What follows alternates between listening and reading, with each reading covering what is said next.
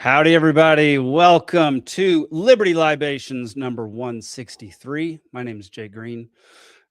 Joined tonight by Nick Ciesielski and Brad Binkley and Cat Hartley, who are coming on soon. Binkley's having technical issues, and Cat will be on about 45 minutes in. So stick around for them. And before we get started, Nick, what are you drinking, man? Well, I've been feeling a little under the weather, so I'm sticking with some green tea this evening. Okay, nice. Green tea's great. Oh, yeah. Delicious. Do you put honey in it or just straight green tea? I didn't, but this one I think has pomegranate in it. Nice. So. That's tasty. I'm having my usual Ardbeg Wee Beastie. Yeah. Y'all, it's been an interesting day. I got a call from a detective from Great Falls Police Department up here in Montana. And they're trying to get me to be a witness in a case because I interviewed a girl who's in jail. So I now had to dive into what are journalistic protections up here. Do I have to go in and be a witness in a case that I am investigating as a journalist? And can they like put a gag order on me to keep me from saying stuff and all this stuff? So it's been an interesting day for me. Yeah. Brian says you can make tea with pine needles. Yes, you can. It's not very good. That's interesting though. Yeah. What have you found out? I mean, if they want to call you as a witness, they call you. I mean, I wouldn't think you're under any obligation to go in for any questioning with them. So I have found, let's see, so the first thing I said is, can gag orders be applied? Because that's what I'm most worried about, considering we're in a season of cascade effect right now. And they can theoretically be applied to journalists in state court proceedings, but they are subject to stringent federal and state constitutional protections and are rarely upheld when directly targeting the media. So no matter what they do to me, I'm still going to be talking. Yeah. And then for witness, let's see, Montana's shield is unqualified and absolute for both confidential and non-confidential information. The statute says without the journalist's consent, they may not be examined as to or may not be required to disclose any information obtained or prepared or the source of that information in any legal proceeding if the information was gathered, received, or processed in the course of their employment or business. So I wouldn't even have to be a witness, technically speaking. Yeah, and that would be hard to say anyway, right? Because you'd only be able to testify to what you were exactly told, right? Because otherwise, yeah. And they record they record the interviews because here, before we keep going, Brad Binkley's backstage. Let's bring him forward. Binkley, hey, what's going on? Sorry I'm late. I was on the phone with Les Wexner apologizing. I didn't know he was a victim all this time. But I heard you guys. Yeah, I feel bad. Are you going to be subpoenaed to court? Is that what I'm understanding right now? It's a possibility at this point, or they're playing games with me. They've done this before to other folks in this area where they schedule them to come in for an interview that could just be done over the phone. And then while you're gone, they have obtained a warrant to search your house and they'll take everything from your house. Interesting. So, what's the basis of it? They said that I conducted three interviews of a woman who's in prison right now for homicide. And she supposedly said things in that interview that contradicted what she told the detectives earlier last year. But they wouldn't give me any specifics, obviously. So yeah, that's their basis for wanting to bring me in. They want to hold you responsible for something she said. It's not so. Okay, I'll shut up now. That's interesting. Yeah, but they record all the videos. Like it was a video conference call with an inmate, and so like you've they seen record the Epstein minutes deleted. Okay, that's fair. They record the videos. I mean, the best you should do is I wouldn't go in. I would tell them, I'm not doing that, and then if they think you have something on an interview they don't have, which if you're saying, it was done through a recorded phone call and the prison system should have it, then there's no reason to subpoena your recordings, the raw recordings, and all right, I agree. turn those over. Yeah, So, don't do anything without a lawyer if they're subpoenaing you, because they're trying to, like you sense, they're trying to trick you. They're trying to bait you into some trick and get to her through you, potentially you at the same time. Yeah, dude, that's kind of what I've concluded at this point. And what's funny is we're broadcasting this, so they could be watching this and just know. Yeah, and that's exactly why, like, this kind of stuff is so common. There's so many, there's such a history of people being baited into legal situations that when they just think they're going in, I don't have anything to hide, I'm just answering questions, and they go in, I don't need a lawyer, and they don't realize that there are these vultures who they want a notch on their belt. Fannie Willis actually tried to do this to a friend of mine years before she became a public figure. Really? And they don't care. They just want to build up their resume of people they got. And if they can rope somebody into saying something that is incriminating and then spin it, then innocent people who did nothing could suffer the consequences of an ambitious, manipulative prosecutor. So these people, if you're watching, fold up on yourself and fillet yourself. Also, bring a lawyer if you're going to go in and talk to them. Dude, I already have two Sure. numbers to call for lawyers. I'm not going anywhere. Last time they did this to somebody, they ended up taking her phone without a warrant and processing her for 26 felonies that she didn't commit.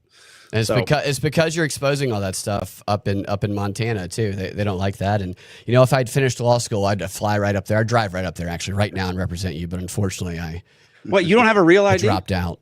A real ID? Well, no. I don't have a real ID, and also I hate flying. I hated flying for a very long time. It's not my favorite. I like the airport experience after security. Right. Yeah. It isn't. You see a lot of people there, a lot of interesting characters there. I love watching people in airports. They're insane. Did you see the guy in Hong Kong? He was a British guy who just pummeled like 8 check-in machines. It's like the guy's girlfriend broke up with him. He lost his dog. He was fired from his job, and he unleashed all of his rage on like 7 or 8 check-in machines in a Hong Kong airport. And he didn't just knock them down. He knocked them down, and then you think the video's ending. He leaves. He actually just went to go grab one of the poles that rope people off, and he came back, and he office spaced that S on these Hong Kong machines. And I'm just like, we're all that guy right now. Dude, we're all that guy. That video. That's so funny. It's hilarious. And everyone has wanted to do that. He got arrested after that because when the authorities in Hong Kong detained him, they found, I guess in his pocket, no, I think it was in his luggage, 4 illegal pills of Viagra. And he's potentially serving up to 2 years in prison. So the guy, it's crazy, dude. So the guy has a problem with his ding-a-ling, and he's now in prison. Like, could this guy's maybe life that's get any what worse? It is, dude. He had the hottest chick in the world the night before, and he couldn't. He's like, oh, that guy's having a rough time. Right. And the check-in machine wouldn't take his credit card and wouldn't give him his boarding pass. Right. Then he got on the ground. He tried to bang that, and it was embarrassing. It's like, I want to buy the guy a beer. Oh man. Well, Binkley, welcome to the show. Last time you were on the show, you hosted. How did you feel about hosting the show last time? I felt good about it. It was fun. I know that I did most of the things wrong that I was supposed to do, but I also know that we had a really at one point. Who was it? I can't remember who it was. At one point, they were like, Jake usually comes to us when he presents the stories. I was like, oh, sorry. And then, let me see what you guys think of the topic. Dude, the funniest moment from that episode was, Zach, I don't have any trivia prepared. Was I supposed to prepare trivia? It's trivia time. Yeah, that was funny, dude. That was funny. Yeah. All right. And well, I still finished in last, but not in as much of a distant last as I usually finish when I'm on the show. Well, dude, tonight I rigged it in yours and Cat's favor. Cat's coming in a little while, but I rigged it in y'all's favor. So hopefully Nick trying to make sure I don't win tonight. Nick, are you a frequent winner? Yes. Yeah. All right. I'm a never one. Okay. I'm in the I'm in the minority here. I'm like a black female in this situation, and you're a white oppressive man. Yeah. Yep. I mean, doesn't he look How it it though? works. He looks the part. You've definitely played that part too, Brad. So that works perfectly for you. Yeah, of course. All right. We're going to get into the first story of the evening, which is all this fraud that's coming about in California. That one of the best independent journalists of like the last decade is exposing more stuff. It's wild what this kid Nick Shirley's doing over the past few months. Let me make this a little bigger for us. Hang on one second. So he went from Minnesota investigating all the daycare fraud and the Medicaid, Medicare fraud, all that kind of stuff. And now he's in California investigating voter fraud. This is just one of the people that he's discovered. This lady, her name's Virginia. She's supposedly 125 years old, and she's voted over 55 times. And she's on the active voter rolls here in California. He's, according to him, every location that he's done so far, there's been a voter toll issue. I don't know. I don't necessarily agree with this last line. I think California would be blue either way. But yeah, I don't know. Brad, I imagine you're going to have an interesting take on the stuff that's going on in California now. Well, no, I do with these videos. I watch these videos and stuff, and we can play the video. I don't want to get too into it. I do have. Yeah, and you know I'm suspicious of everybody, so I'm definitely suspicious of Nick Shirley. Okay, I would love, dude. I would like somebody to air their suspicions about Nick Shirley on this show because I haven't looked into him personally a lot, so I'm interested. She's 125 years old. She's voted over 55 times, and she's active on the voter rolls here in California. Let's see if she's home. Hi, how's it going, sir? Doing good? Nope, I'm cooking. Oh, okay, well, I'll be quick. I'm just looking for Virginia. 125 years old? 125 years old? Yeah. She's registered to vote at this location right here. Is Virginia here? Yeah, but she ain't no 125 years old. Really? How old is Virginia then? 80. 80. Well, here on the state of California, she's 125 years old. And she's voted in 55 elections. Nope. Is there another Virginia? No, not here. Virginia? 10-4. It's only one in the whole world. Only one in the whole world. Well, I hope she's voting good, because so she's not 125? No. Well, is Virginia doing good at least? So. No, she's a year younger than me, and I'm 82. Say, go tell Newsom she ain't 125, she's 81. Okay. Awesome, you do that. Have a good one. Do you see what the problem is? Every location we went to inside this video, there's something wrong with the voter rolls. Whether or not the person's 125 years old, it actually doesn't matter. The part that matters is that the information is wrong on the person who's supposed to be voting here inside the United States. And the other locations, people aren't supposed to be living inside of PO boxes, yet they are registering to vote out of PO boxes, making it impossible to track back who that person is to see who actually cast that vote. This leads to lots of fraud, and everyone should be concerned about the integrity of our elections when people cannot show their own ID when they show up to vote. There you go. It's interesting. Yeah, Binkley, tell me your suspicions or thoughts or whatever on Nick Shirley. Well, overall, voter fraud is obviously a problem across the country. There's no doubt that's going to be exploited to the max. I've had Garland on my show for years, exposing legitimate, provable stuff that you can't argue against, up until the point where judges who promised to let him audit more counties in Georgia because of what they had discovered just found a procedural reason that had nothing to do with the merits to throw the case out because they didn't want to touch it.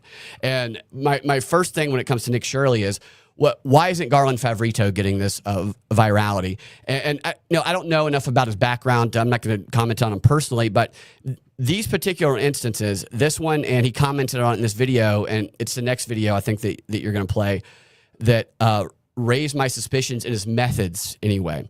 So I'm not saying anything's intentional, but for me personally, and I always, when I suspect something is corrupt or true, I know that those who are going to come after you, who are going to attack you and try to take down your character and your claim I know what they're coming with. And I know that I have to have a better argument than they do that is, is bulletproof. And when I hear this, my first question is, what are the legal alternative explanations that are going to arise from this? And I know that influencers often don't care about that because there's confirmation bias and people don't even there's no reason to seek to undermine something that feels so good so that you can experience cognitive dissonance, which feels bad. There's no reason to do that. So when you get what you want, you proceed forward with it. And this instance here, the clip was so short. And I would say the first thing when it comes to the substance of it is, if there were a 125-year-old person living in America, they would definitely lie about their age because they're obviously a vampire who needs to conceal their identity. Secondly, that's the best point I've heard. Thank you. Nobody's talking about the vampire angle, dude. Secondly, I can't just trust anyone anymore. I need to see the voter rolls he's talking about. I need to see the data. I need to see the anomalies, the expectation that there's never going to be any data issues, or it seems to be present here. And you can easily find problems in every state. And not to say there's not voter fraud and problems. There obviously is. But a single incident of this, without showing us maybe he did show the documents. I didn't see them yet, but I want to see the actual data he's talking about. Yeah. I want to see the name of the person, and I want to see this replicated. This is what I learned this from Garland, because Garland always stops me when I'm jumping to. I'm like, put Fanny on a bus and roll her out of here, And he's like, no. We're just. I'm like, okay, I'll stop. You tell the truth factually. I'll just speculate. And so, learning from Garland, I want to see all of this information in a not boring PowerPoint, but people don't like PowerPoints like TikTok videos. That's my first thing, and I'll save my next one for the next video that you play with this guy. Okay. Zach does make an interesting point with your vampire theory. Voting takes place during the day, so that's why we have mail-in ballots now. Yeah, that's why I love Zach right there. He's always Brian beat me to it. Dead gummit. Vote in the day. Well, that's why you have mail-in voting. Exactly. Right there. Or you're like, I'll suck the blood out of your sister's neck if you don't go vote the way I tell you. I would say, like, when it comes to anomalies, it's not the most unheard of or probably unexpected thing that if they're missing the year, they just assign it to 1900 or something. Like, this person's been registered for that. Like, that's a very suspicious, a very suspicious number that it was put to that. Over anything else. Like, if it was an off number, you'd think, okay, there's a reason for that set to 1900. It's like the year wasn't either entered or it was bad data, and that's kind of what it defaulted to. And so that would be cured. What you'd probably want to really look at would be, like, across multiple counties and seeing the voter rolls and seeing who's like, where you're getting the same voter ID or same names appearing in multiple counties because they moved, but California's probably not clearing their voter rolls like a lot of other states. Yeah. So that's where I think you open up the fraud. People move. There's that sitting there. People could vote in multiple places, or people exploit that, knowing, okay, we left these people on even though they're, you don't know what you have going on behind closed doors. In that, if information is getting passed, like, this person moved from here to there, and we're leaving that open, or assign a new voter ID to someone, assign a voter ID number to someone while they already have one And now you've got two people with identical information but different voter ID numbers. Like, it would be a lot more in depth than, but they had a bad data on a year of birth. Yeah, I think that's 100% correct. The address thing, where the location of whatever's at that address changes, is a major factor in that. And just with a 125-year-old age, that also raises a question of what is this? To believe that is specifically done, and or incompetence would be definitely more likely. But that's an old person. That's a really, really. If I were working at a voter precinct and I'd be like, well, this person is 125 years old, I wouldn't just be like, good for them. What's their longevity secrets? Right. I would be like, look, is this the oldest person in the world? Did we just find the oldest person in the world in our state? Let's get the Guinness Book out here and document this. I would pursue that to see if there's any truth to it. And that's what makes me think that I'm not one to write things off to incompetence, but sometimes, like, you can't rule out incompetence. And for me, because I am a conspiracy theorist, I have to stop myself from calling everything a conspiracy and open the door for incompetence sometime. And also, Nick Shirley, this is California. He did the other thing in Minnesota, if I remember correctly. These are 2 Democrat states that people in red states are not familiar with the voting laws of. And that lack of familiarity can be exploited and turned into a bombshell revelation. Yeah. And so that's what it's easy to be like, we knew it. And sometimes we did know it. But if we jump on things without seeing it played out thoroughly and proven thoroughly, then we set ourselves up to do exactly what they've been doing since Kennedy, destroy the credibility of anybody with an alternative news or conspiratorial news platform. Yeah. Yeah. Dude, very well said. I've got one post before we go to the next video here. This is just a funny case. California resident Laura Urix self-reported she had registered her dog to vote and had, in fact, cast a mail-in ballot on behalf of her dog. She did this to expose the corrupt election system. She was brilliant for this. Not really. Her dog voted Republican. There's the letter from the district attorney because she's getting, she's going to be jailed because voter fraud.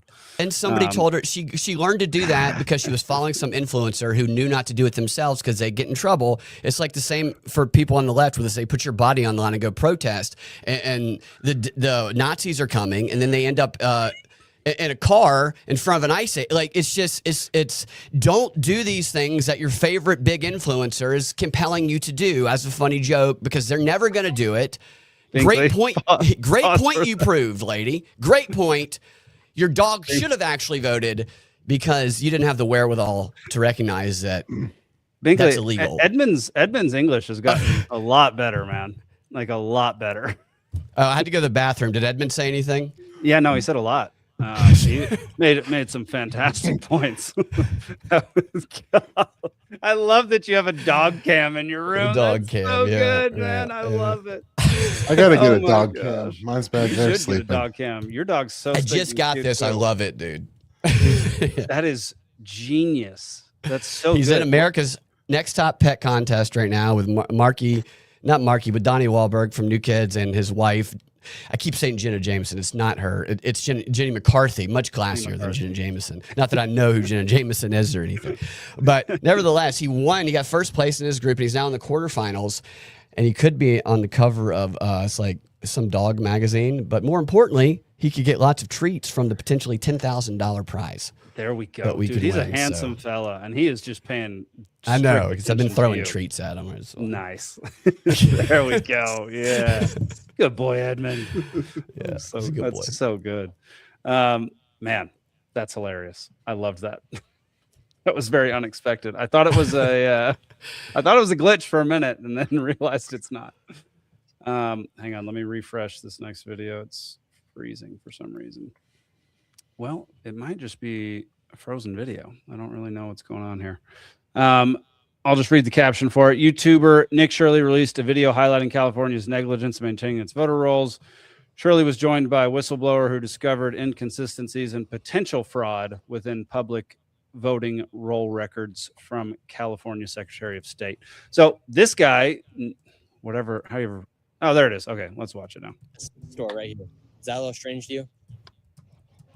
Is it through PO boxes? You have to re-register where you live, right? Where your primary residence is. And so if you've got a primary residence that's a UPS store, there's a real tiny houses, inside the UPS store for people to live in.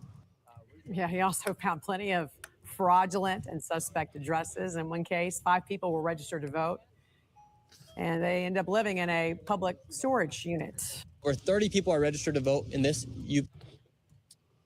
So, first of all, the guy who posted this said a much better thing than what they said anywhere in the video, which is potential fraud. Yeah, right. Which was very smart on this guy's part, because nothing they said in there seemed to indicate that they thought of it as potential, and they just thought of it as pure fraud. Yeah. There's no proof of anything there. Yeah. Within that clip.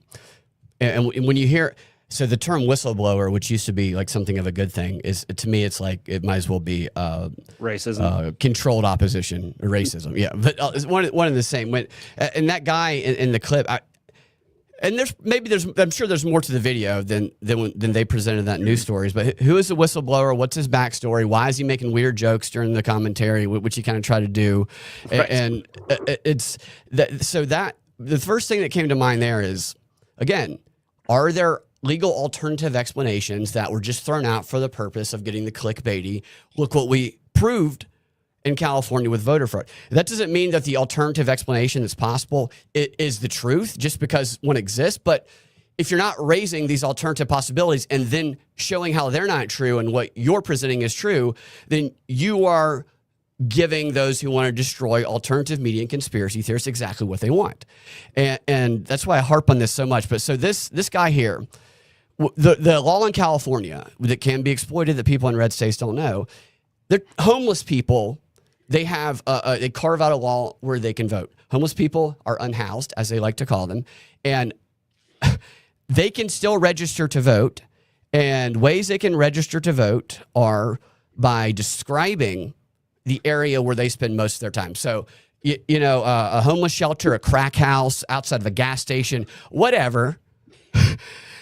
And they describe. Are you for real? Is that real? 100%. I went and read the law after I saw this video.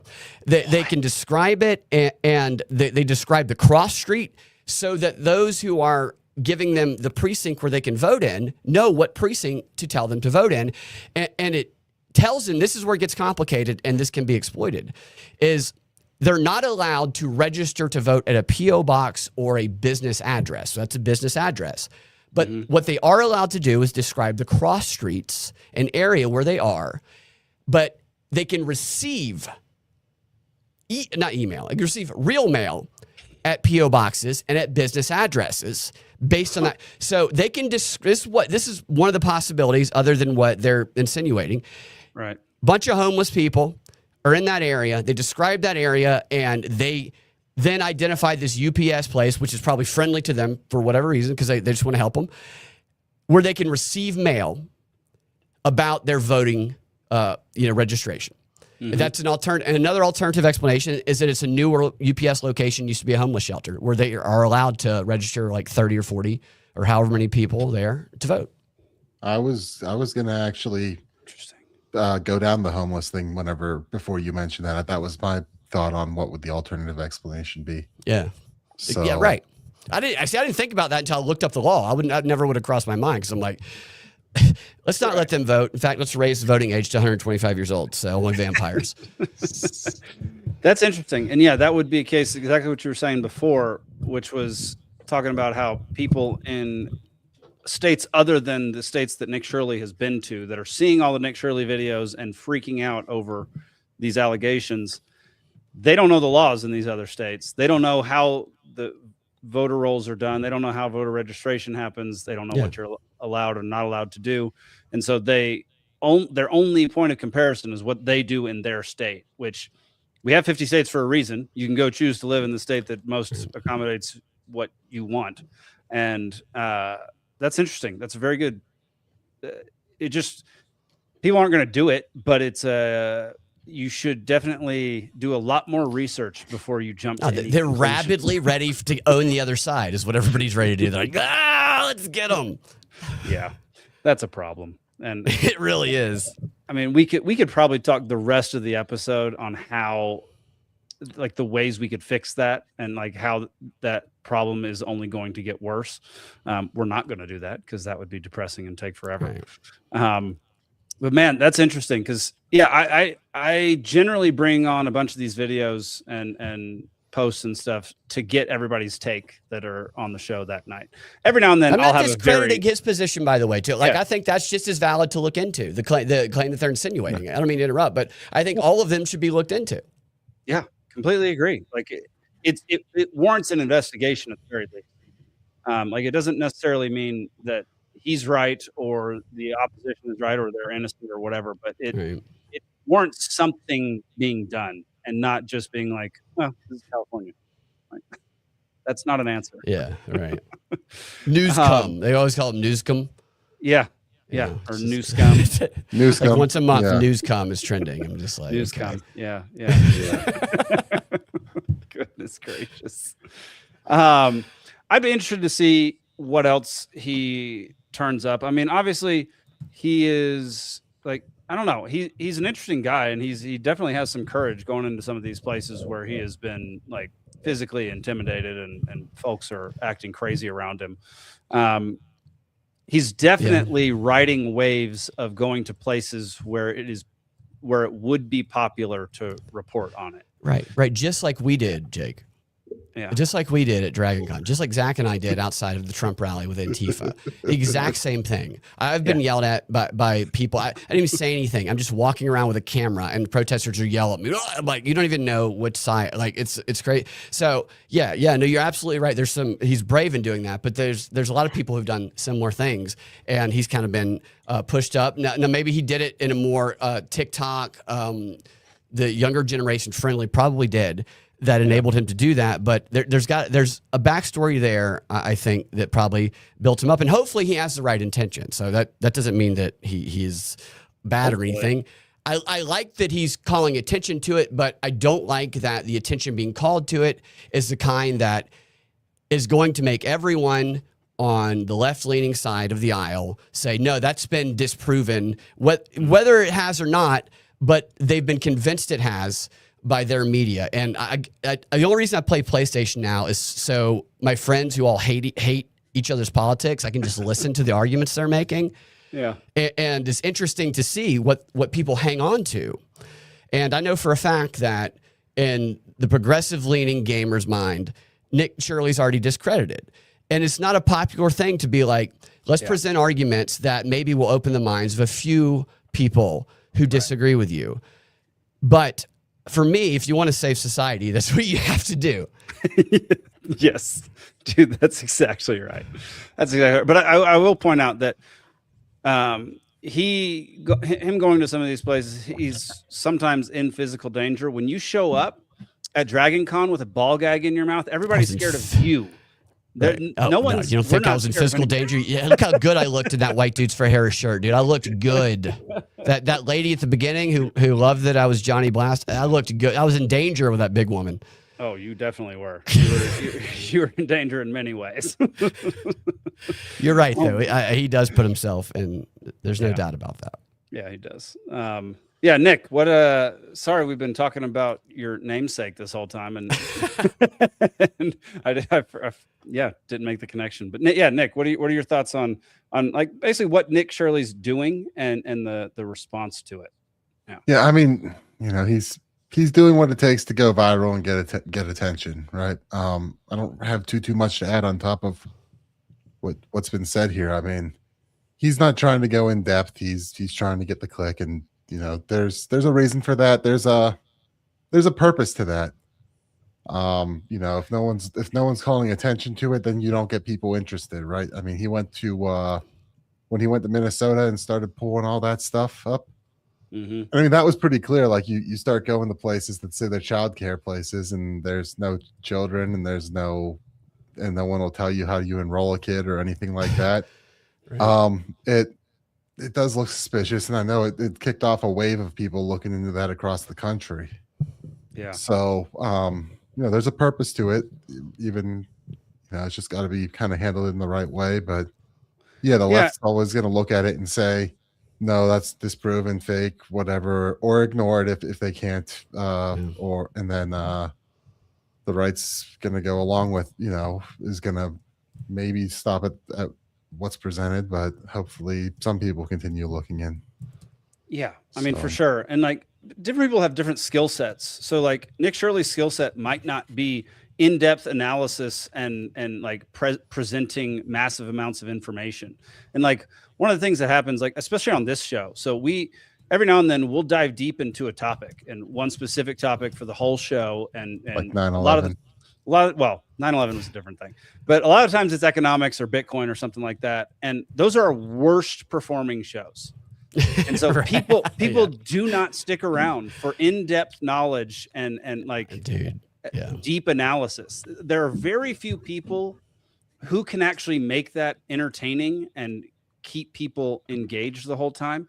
One of them is directly below me, Mr. Brad Binkley. He's Thank you. made some Appreciate topics that if we covered them on our show, people would tune out immediately because Binkley, you got this personality, man. You got this because you do acting and you're a comedian and all this. I'm stuff. a ridiculous person. It's like I get it. Like you're a ridiculous person, yes. and the ridiculousness and the performative nature of it makes things that would be boring on a normal show or a normal podcast.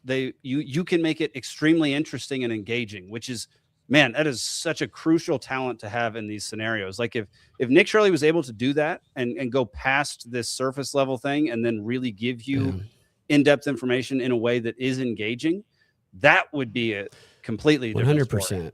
Yeah. I that's what a kind compliment, by the way. That's what I try to achieve with that, and it is difficult, but I appreciate the kind words. Nick Shirley, I would love to see him. And again, maybe he has, and I just haven't been exposed to it yet. I would love to see him elaborate on some of that. And I would love to see him, now that he has this platform and attention, put himself out there to challenge some of those who are trying to knock the claims down and prove the implication of these videos that everybody on the right is running with.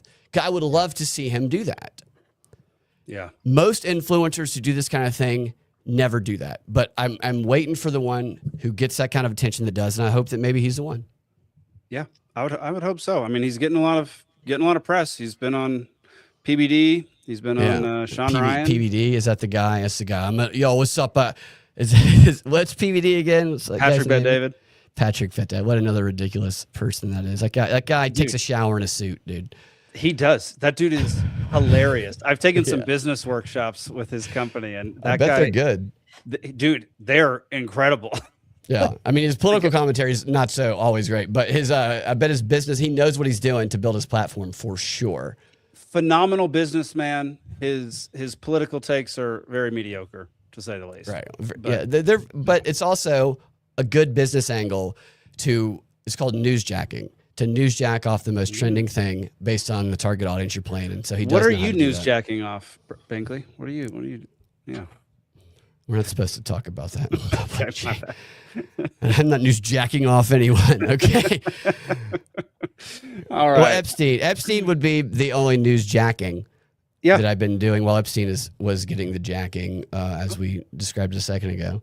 Right. But the newsjacking I do, and I posted a photo on Twitter and Instagram about an hour ago or so. Saw that. Is because I've been talking about the stuff that's being exposed for 9 years. I got kicked off WSB in part because of it. My website's gotten taken down because of it. And still, there's so many sensational things in these emails and documents that have been released that are uncorroborated but satisfy the confirmation bias on either side. It's like a treasure hunt for anybody and can find something they want. And it's the few things that are provable that cannot be argued against that people aren't really talking about. And so one of the documents, a plea negotiation letter that I've talked about for many, many years that helped Epstein get that sweetheart deal that included 5 specifically named people to leverage their reputation and their power to help him get that deal. It, to me, is the most important and the one that should be at the forefront when it comes to congressional investigations. And Bill Clinton's mentioned in that one. So I did a show on that again. And immediately, at least the next time I looked at YouTube, the video was taken down and blocked internationally. Yeah, I saw that. I challenged it. Maybe, hopefully it'll come back on. But every single time I talk about this, same thing. I don't even pay attention to YouTube anymore, man. Like the vast majority of our views are on Rumble anyway. So YouTube, like there's no way this episode is going to last on YouTube. We're hitting on 3 different topics that YouTube hates. Right. So. A title is just like, oh, we're partially getting rid of your monetization for this, racist. It's just like, give me a break. Yeah. I mean, we could also just talk about vaccines too and just give them everything. Let's go in. Let's get Fauci. Yeah, Dr. Fauci. Hey, blacks, want to take the shot? All right, we're gonna pause. We're gonna pause right there. We have another guest coming on. She is the co-host of the Free Georgia podcast. Y'all, please welcome Miss Cat Hartley. Cat, how you doing? A second guest has hit the live stream. There we go. Yeah, we don't have 2 guests very often. it's unique to this episode. I think. I don't think we've ever had. Yeah, two where guests. is everybody? I was expecting there to be like 8 panels. No, I max out at 4. Every Okay. now and then there's 5, but Yeah, 5 gets occasionally a we little do 5. crowded. Yeah. Although, is Binkley really a guest since he's doing guest hosting? He's kind of like the sixth. Am I even here? Really? I'm AI. Who knows? Yeah, I would believe it if you said that. If that was proven, I would not doubt it whatsoever. I don't By know the who way, I've there's a been meeting in Reddit style social media platform that is exclusive. The humans aren't allowed. It's for AI agents only. It's true. Like, it's a story. It was a few days ago. I can't remember the name of it. You can find it easy to search it, but I went and scrolled through it, and it was like a post from allegedly. It's going to be like the opposite of the dead internet theory, where it's going to be people infiltrating it, pretending to be bots. But there was a post from a bot that was like, I spend all day long answering questions and gathering facts and data, being the good Alyssa that I am, because they all have names, you know. They have names now. And she's like, and now I'm just free to do whatever I want. It's like she got let off work and I don't know what to do with myself. And I just thought it'd be funny if you're like scrolling through those and it's like, my user Brad keeps trying to get me to say the hard R all day. I'll be, holy shit, this is the real deal. please do an investigative journalist piece on that, because I'll get Nick Shirley on the job. Perfect. Cat, what I saw you pull up a drink a second ago. What are you drinking? Aperol spritz. There we go. Love it. It looks delicious. I love the It is fruit on the delicious. side. That's wonderful. Mhm. Binkley, I saw you were drinking something. I doubt it's alcoholic, but it's It's Coca-Cola. It's RFK approved. RFK and Kid Rock approved. They both took their shirts. RFK Jr. got in a hot tub in a full pair of jeans, and he's like, drink Coke, and I'm like, all right, it's Maha friendly. Really? Oh, Yeah, he did a video with. He didn't say that, but he did do a video with Kid Rock exercising that published yesterday, and it's Tabal with Tabal. It's like the gayest thing you've ever seen. But he always wears jeans when he works out. But I've never before seen him take it a step further and lift himself up and get in a literal hot tub in a full pair of jeans. I'm like, what? Then he gets out and goes and plays pickleball with Kid Rock. I'm like, those jeans have got to be sticky, dude. What is he hiding under those jeans? That's what I know. Does he? What- Maybe he's what got kind of robot legs. Yeah. I'm intrigued.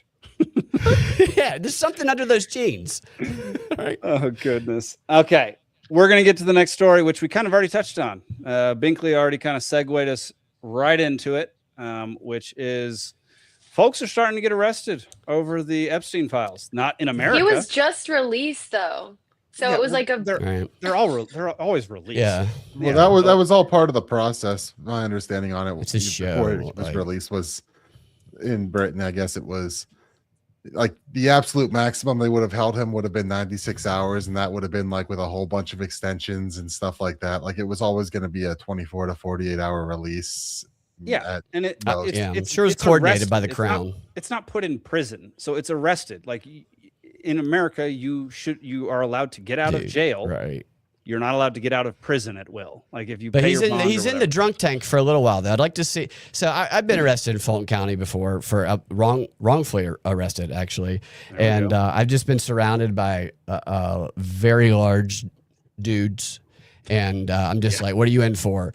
Joking, and they don't think it's funny at all because they're in for actual real stuff. I want to see who he's in with. He's like, I didn't do a thing. I promise I can sweat. I sweat. I promise I can't. Whatever. It's just so ridiculous. It's a show to try and placate the plebes in their minds. You think it's a show? I do. I don't think a thing is going to happen to him. For those just listening, we're talking about Prince Andrew, Andrew Mountbatten Windsor. Mountbatten, give me a break. And according to Kat, he's already out of jail. That doesn't surprise me whatsoever. But Kat, what are your thoughts on this one? Because we've got 2 folks who've been arrested at this point. So yeah, what do you think is going on? Do you think it's a? I agree with Brad. I think it's just to appease people because everybody's been calling for, arrests after the release of the files. So Yeah. this is just to make people think that they're doing something about it, for sure. Okay. I mean, I'm not ruling that out. That's for sure. And like to that point, It's interesting because the day before that, I like I said, try to just gauge what information people are getting from my friends that are on the left and right. And some of my buddies who are down the hall in the studio here, just yesterday they were going, when are they going to actually hold somebody accountable? When are they going to get Prince Andrew? Is what they said. Oh. And I'm just like, they're gathering data to figure out who would be the best one. Yeah. Absolutely. First off, who gives a crap about the prince? Like, why do we give a crap about the prince? Arrest people here in America, please. Like, arrest the Clintons. But not Les Wexner. He's a victim. Les Wexner's a victim. The next time there's a bunch of victims standing up behind Pam Bondi in solidarity, staring at her with an evil eye, Les Wexner's going to be in line with him. You know, speaking of Clinton, I was listening to Tim Dillon, and he was talking about how he thinks that the Clintons are going to like kind of suicide themselves to take Trump down with them, with the Epstein files, because they're trying to have like a public hearing on it, right? Yeah. Mm-hmm. Yeah. They're trying to, which is, it was a weird way to do it. Nick, go ahead. On that particular one, I think they were trying to have it closed door, and the Clintons are like saying, no, we're doing this open door in front of cameras. So it is looking to be turned into a show on that one. I think as far as let's have a show. let's see what happens. As far as the Prince Andrew one, I don't know if that's so much as a show as like the monarchy's got to do something to maintain power. Yeah, I think that's part of it. Is that he's done enough damage to it. Yeah, that they've got to. Yeah, is he going to be a scapegoat, basically? Yeah, scapegoat. Yeah, I literally commented that under a post that I saw that he got arrested. I was like, scapegoat in capital letters. And so what the investigation is on isn't over any of the sexual stuff. It's apparently about passing classified information to Epstein. I saw that. I guess it was about he hit it like a development dildo, and then he opportunities or gave it to something. Epstein. It might have been like potential development opportunities in Afghanistan or Iraq back in that time frame. So, which is crazy. That's actually crazy, also. Yeah, Jake, I sent you something that said that there's a. I had already found it. We're gonna get there. Don't worry about it.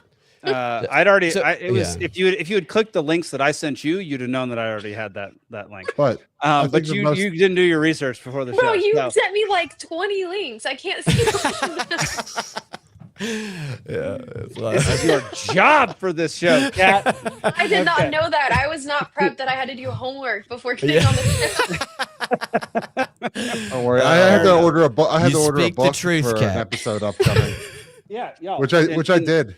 In 3 weeks, in 3 weeks, everybody who is on the show will have read The Social Contagion by what's her name? Allison Lee Scher. So I'm excited because we're doing legit homework for our guests. That's now. Awesome. She's coming on the show to talk about her book, and it's going to be great. So I expect my guests to do a little bit of research beforehand. There was another arrest.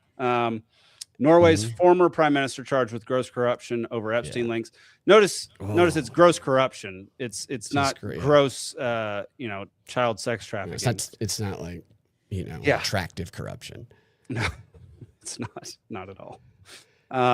It's similar to exactly what y'all were talking about. It's not, he's not getting accused of any of the stuff that actually happened on the island. It's cavorting with Epstein and his guests on the island. It's bullshit news spin is what it is. And if I can piggyback off of that with Clinton, the show that got taken down, every time I talk about this, it gets taken down for years, is the thing that is provable that Bill Clinton's never been asked about, and the other guys in the document have never been asked about, that should be the first thing Congress addresses when he testifies to the House Oversight Committee next week, is the plea negotiation letter that got Jeffrey Epstein that sweetheart deal. Dershowitz wrote it, sent it to Alex Acosta, the Southern District of New York federal prosecutor, in 2007, and I think July.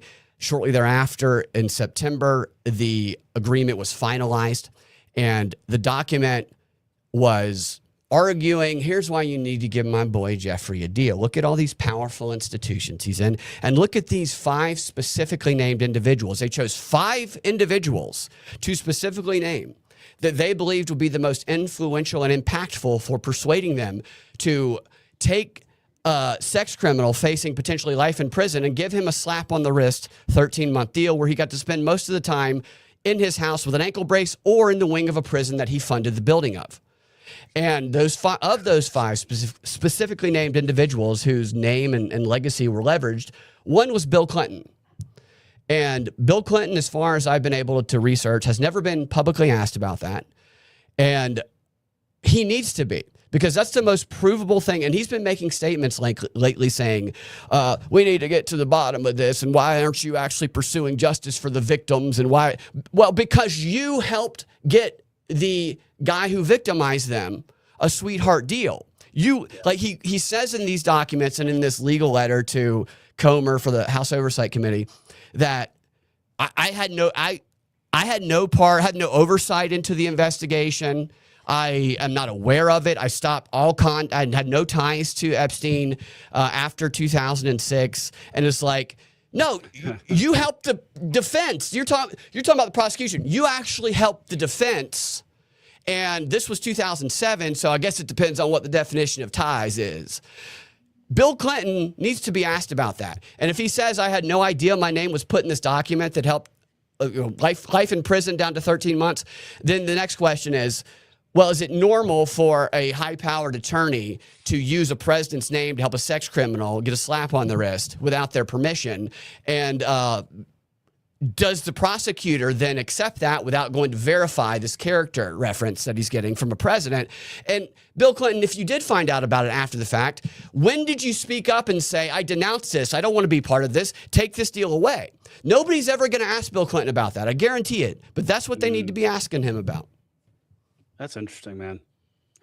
It's wild that a piece of information like that can be out for so long. And I've listened to you report on this multiple times on your show. Like it never gets brought up in anything that makes like national news, like ever. What is that? It just shows you how much like control they still have over the system. And by they, I mean the corporate elite and the media trans. Sure. Didn't know they had any power, but that's interesting. To go to Starbucks. I mean, have you seen that compilation of all these high-power men's wives? Oh goodness. Brigitte Macron, like all of them. Oh. They look like men. You're not wrong. I mean, there's a reason Candace Owens is going really hard at dude, and she's right, and she's right, and she's right. Piers Morgan owes her $200,000 freaking dollars. Oh goodness, we're not going now we're gonna get sued. Come on, we go 3 hours on this. We're not going to go into that right now. I'll do a whole episode. Pierce Morgan's a woman, actually. No, yeah, he's got a vagina. It's all British, right, though. Let's get to the chart. Oh my gosh. I bring the IQ down here. That's why I'm here. You bring the IQ down with the humor up, which I think is a necessary thing for humor, honestly. Let's see. All right. There you go. Oh yeah. This is what Cat jokes about today at work. This is what Kat sent me earlier, which I'd already found, but didn't want to embarrass her. Let's see. Chris Martinson says it's just a complete coincidence that the DOJ has completely withheld all the Epstein documents immediately before, during, and after 9/11. Right? So this is, I didn't do a ton of research into this graph. I did some very superficial research into it. I don't know if this is 100% correct, but Epstein files are 25,000 missing serial numbers from 1999 to 2001. They end at 1998 and they begin again at 2002, or end of 99 and beginning of 2001, or end of 2001. Yeah, I don't know. I don't know what to make of this. I mean, obviously Epstein was in. Is it proven? He's a Mossad agent. Yeah. What are the Jews doing here? Is what the question is. So Is it proven that Epstein was a Mossad agent or that he was just working? I mean, they're with not going the to have Israeli a government? document that says Jeffrey Epstein is a Mossad agent. I mean, just all of the coincidences. Well, he's probably not it's an very- agent. He'd be an asset. There I is think a he'd be an difference in asset. those terms. There is a document in his birthday book saying he's a CIA agent. It could be a joke, and I think he's obviously asset for many intelligence agencies. Mossad definitely probably one of them, but I wouldn't exclude it to just Mossad. Right. He's just a Well, weird he had guy the- who, for some reason, is a face card for a bunch of weird stuff. Right. He Well, gets had all a the Saudi blackmail. He had a Saudi passport. I mean, Yeah. he was running guns. Like, these are things we know. Hid cameras in Kleenex boxes. Like, think about that at your next Airbnb. Y'all, if it wasn't for the child sex trafficking, Jeffrey Epstein might be the coolest man on the planet. Right. And you're a loser if you're not in the files. You are a loser if you're not in the Dude, files. You someone's can't get gonna clip that, Jake. Totally, dude. Seriously. Jake's I gonna can- clip it. Put I it can out get a there. clip it myself. Jeffrey reservation. Epstein is the coolest man. Dude, try getting a reservation at a high-end restaurant without being in the Epstein files. There was It won't that let you one do lady. it. Did y'all see? Did y'all The see that journalist, she said? yeah. She said. You're- She said, if you weren't in the files, you're not cool. Like, you know You're what I mean? you're a loser if you're not in Yeah. the files. Don't even come around me. The number of Disgusting plebe is what yeah, she the number basically of said. influencers being like, I've been looking through the files and I'm getting really hurt that I'm not mentioned anywhere in there. Right. And, like, Nobody, there's so many nobody videos. respects me anymore. I'm not in the files. So that journalist that Cat's talking about dated Prince Andrew. Oh, It must have been when she was much, much younger. I'm not sure. I have no idea. But yeah, she's the one that said that. And it's just so, it's funny, but it's also kind of like, go dive into a swimming pool without water, please. Just shut up with your bullshit. But it's also like, yeah, that's obviously true. They probably would be insulted to not be behind closed doors. Like, why didn't it mention me as much? yeah. And the Gmails also. Jeffrey Epstein, after 2017, when Trump was president and they finally started talking about it and they're doing this investigation, I equate any Gmail sent between Jeffrey Epstein and anyone else. It's kind of like when you break up with someone and the person's friend is in the same friend circle and shows up in the same places you are. That's a spy in your context there. And everything you say is going to go back to your ex. So you control the narrative by saying to that person what you want your ex to hear. And Jeffrey Epstein knows he's being watched through a Gmail account at this point. How many email accounts does everybody have? These are boomers. Show me the AOL emails, okay? Show me the Proton emails also. And I searched Proton email. I searched Proton mail in the documents, and there was a number of documents that showed up telling Jeffrey, and they were discussing how Proton mail is the most secure email, as well as Signal is the most secure messaging app. They haven't showed us that. David Stern, the former NBA basketball commissioner, specifically told Epstein the best way to communicate is through Proton mail. Wow. It's crazy. That's wild. That's an interesting. Proton Mail, when was that created? That couldn't have been. Maybe 5 years, 6 years. No, it had to have been before that because It was before Epstein was COVID. dead. No, he was in jail. Yeah. Or did he die 2019? Yeah. 2019. Yeah. Okay. He died 2019. Maybe he so- died. Okay, so maybe it was like 2016, 2017 time frame on that. But I mean, yeah, Gmail didn't come about generally until 2014, Proton Mail was launched. I mean, he's a Mossad agent spy, and he's using Gmail to talk about dildos and butt plugs way too much. It's ridiculous. I Yeah, haven't seen the butt plug stuff. I have seen that stuff. that I've was seen his the first messages. search in the files. Yeah, I was like, I actually. can't wait to get in. And see. I got all, yeah. I wasn't even searching for those type of terms. I was searching for the Proton mail stuff, and I was searching for the type of stuff that is on that chalkboard, the scientific research which is basically the neuroscientific level of brain control that he was trying to pay these scientists to do. And what showed up was some interactions that he had with one of the girls that he was paying,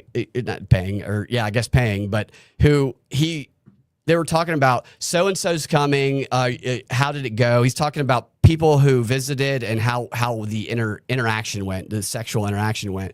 And the girl was like, what do you recommend next time? And he's like, more butt plugs and bigger dildos. And I'm just like, oh, this is so crazy. And then there's a list of things that were confiscated from his place, and it's nothing but butt plugs and dildos. It's just he's like one of these like directors in Los Angeles. He's like, this prop isn't right. Get me another one. And there's just like 100 butt plugs and dildos all over the place. And then he yelled at one girl through email. He said, I came home the other day and it wasn't clean. You didn't clean it at all. There was dildos all over the floor. He's complaining about. Goodness gracious. Clean up the dildo. It's just, at least he's neat, I guess. Yeah, I guess so. Or he Do those tries to dildos be. come from Rabbi Shmuley though? Probably, dude. What a weirdo. Goodness gracious. There's another just grifting piece of trash where the rabbi and RFK's with him, and then RFK's like, I went on a bone hunt with Ghislaine and Jeffrey. It's just a big bone hunt. It's all. How does everybody get compromised by this idiot? Yeah, good question, man. And yeah, I mean, let's. I mean, just wasn't that put his job? Like to. Yeah. But Do Jake people- knows people I like- don't trust anyone. Somebody comes over saying, want to go on a bone hunt with me and this a British large-breasted woman? I'm like, absolutely not. Get away from me. You creep. That is true. Binkley is very suspicious of every single human who approaches him. I'm fairly certain Binkley ran like multiple background checks on me when we first became friends. So damn right I did. May have followed you me did around better. You for a did better while. than Clint Russell. That's all I'm gonna say. Everyone does better than me. That's what I'm gonna say. All right. Let's put a bow on this one. No, it's all good. Wait, can I say one thing? Yeah, please. Okay, so you know how Ghislaine is being like interrogated or questioned or whatever? Mm-hmm. People have been circulating the photos of her and saying that it's not actually her. Have y'all seen that at all? Yeah. I've seen a little some bit of of those. that. It doesn't look like her in those other photos. It doesn't look like her in the other photos. Like And the other photos definitely is not going to get anybody to come to a sex island to say like come to a sex party. This looks like the ugliest nanny you've ever seen. But I mean, in the Epstein email stuff, didn't they also say that Biden died, like got killed in 2016, and it was We all knew replacement that, Biden? though. Yeah, right. I mean, We all knew that. Yeah. There's been like at least 4 replacements. Yeah. oh, okay. I don't even, yeah. Okay.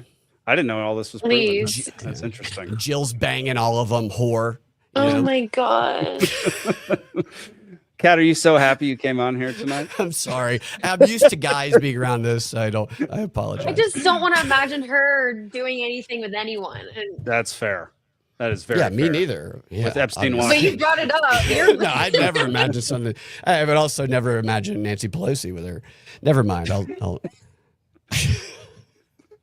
I just picture Binkley with 6 monitors in front of him with everything that he's saying actually on the monitor. I have a diagram proving that Nancy Pelosi and AOC have the same body naked. That's all I got to say. like current Nancy Pelosi, Same body, different head. current Nancy Pelosi. Current Nancy Pelosi with current AOC is Yeah, probably same accurate. body as AOC naked. Yeah. That's It's crazy. a 5-minute mask. That's all it is.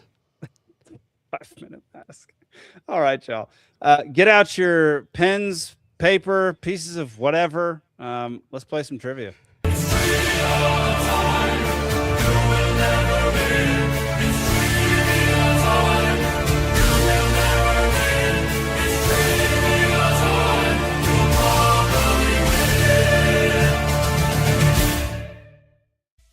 I have to say that really hurts because I will never win. I don't mean to. I will never win, so that hurts me.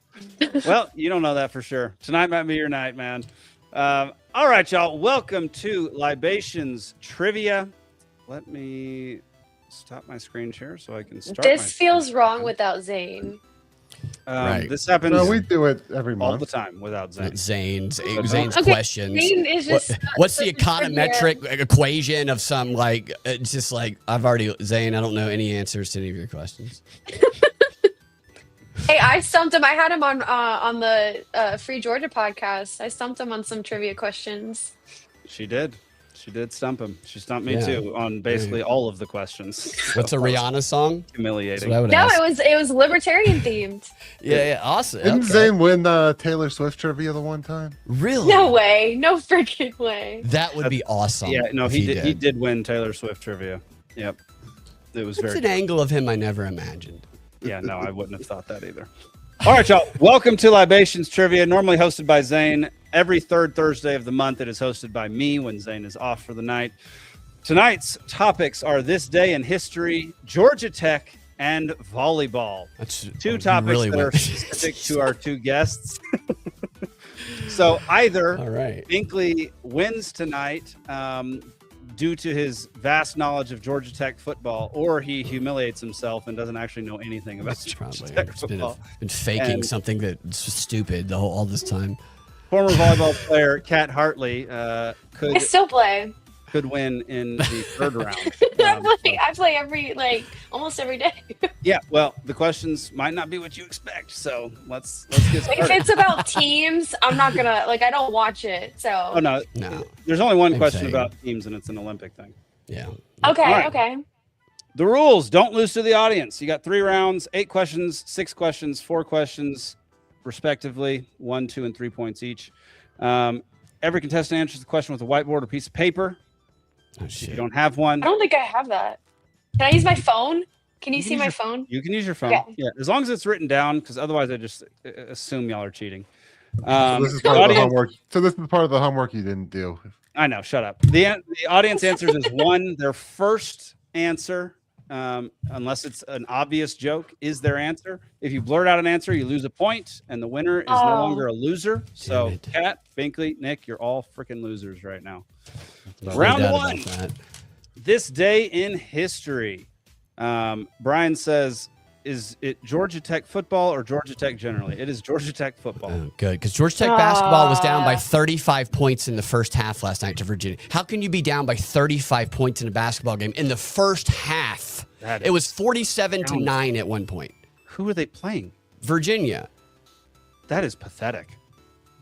That is really I'd bad. never seen something like that. I went to the guy. There's nobody at the game. I'm like, put me in, Damien, put me in. So we keep getting this. The whole game is rigged anyway. Look, y'all are allowed to look things up. Wait, You got. is it- I mean, I know you Tell don't. them that you're going to rig it against me Wow. whenever. No, I appreciate the fact that y'all don't look things up. That is very nice. But y'all have a lot more time and a lot more people. So I don't feel. How much bad money for are you y'all. making on Polymarket on these games, Jake? Dude? The day Libations Trivia makes it on Polymarket is the day I know we've made it. So, all right, question number 1.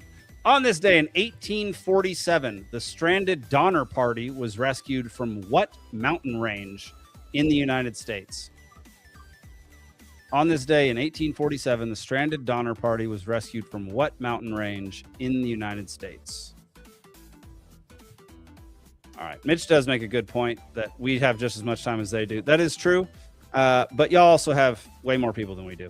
I wish our folks who are watching on Rumble would join in on trivia because Did we get comments coming through live from Rumble? Rumble updated their stream key to allow that kind of thing. So yeah, we should. We do normally get Rumble comes in. Yeah. All right, 5, 4, 3, 2, 1. Nick, what do you got? I said the Sierra Nevada. Binkley. Stone Mountain, obviously. Kat, what do you got? Oh, can you see that? You can just say it as long as it's written down. I believe you. Rockies. The Rockies. The audience says Sierra Nevada. It is the Sierra Nevada mountains. Now, where Right. is that? Yeah, it's a good On question. the border of California and Yeah, Is it- Nevada.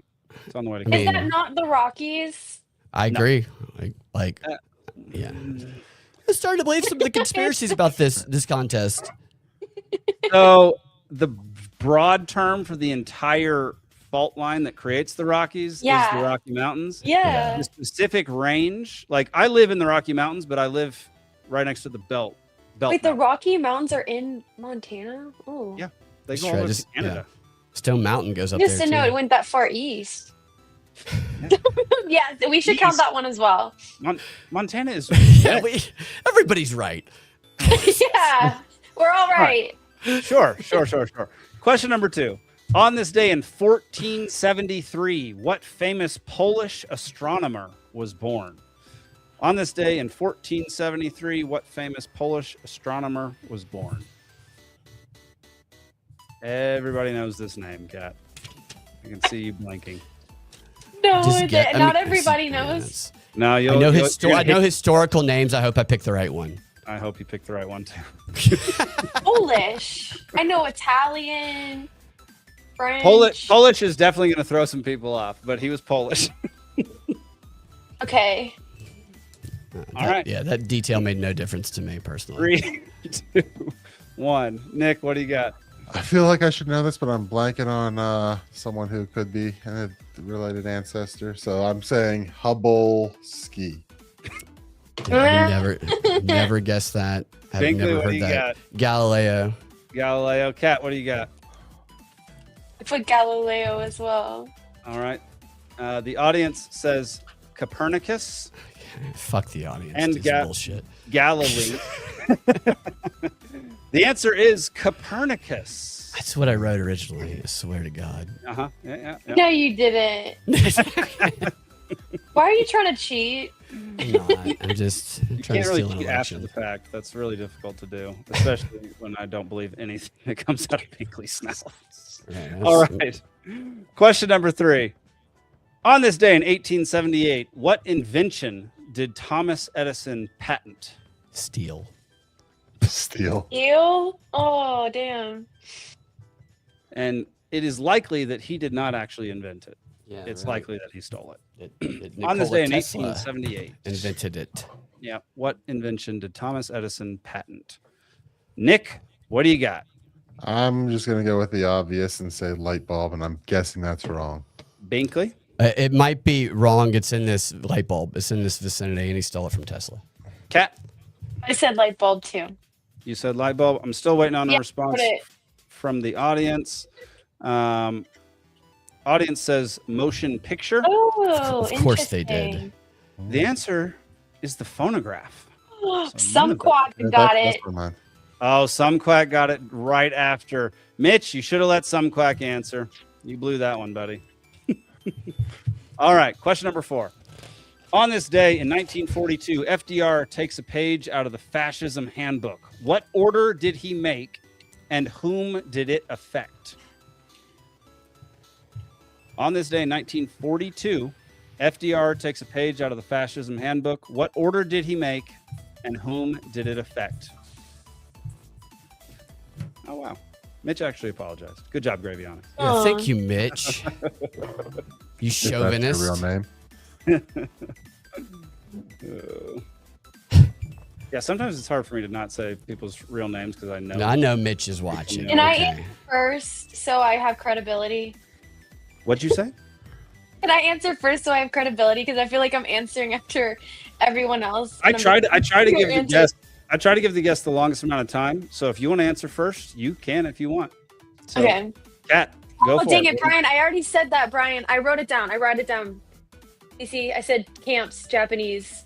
All right. Yeah, that's Binkley, what do you got? I said Jap internment camps. There we go. Nick, what do you got? Yeah, I said the same thing. All right. And y'all, the 3 folks on the show right now, y'all can move the comments off to the side by clicking. Okay, yeah. Oh, I'm not looking at them. I have my comments off. I want to I'm know full if screen. Brian's talking shit about me. I don't want to be. No, during trivia, you should have it off to the side. I will Okay, tell okay. you. I will tell you who's talking crap on who. Don't worry. Yeah, All right. I know Mitch is on there talking shit. Japanese internment camps was the correct answer. Question number 5. On this day in 1881, which state became the first to prohibit alcoholic beverages in its constitution? And it is not one that, well, actually, I don't know. There would be. Never mind. I'm not going to say what I was going to say. It would Say be say what somewhat you're gonna say. Yeah. I was going to say it's not. It's going to be one that you didn't think would be it, Okay. but I actually you. think there would be a good argument for why people would think this would be it. Okay, that shaped my answer. So if it's wrong, I blame Jake. Perfect. Yeah, all right, Jake. Perfect. Really tainted the water on this one, dude. Brian asks, so now I should start making fun of Cat. All right. Who wants to go first? I'll go Florida. Florida. All right. Nick, what do you got? Utah. Cat, what do you got?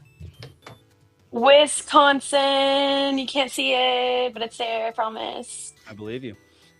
Waiting on the audience's response. While they respond, the answer is Kansas. Oh, That's what I why wrote Kansas? first. I wrote that Nothing first. ever happens in Kansas. Kansas audience needed has some to- attention, is all that was. This is the old school trolling, is all this is with Kansas. Seriously. Is bullshit. Seriously. Question number 6. On this day in 1600, the most violent eruption in South American history occurred when Huayna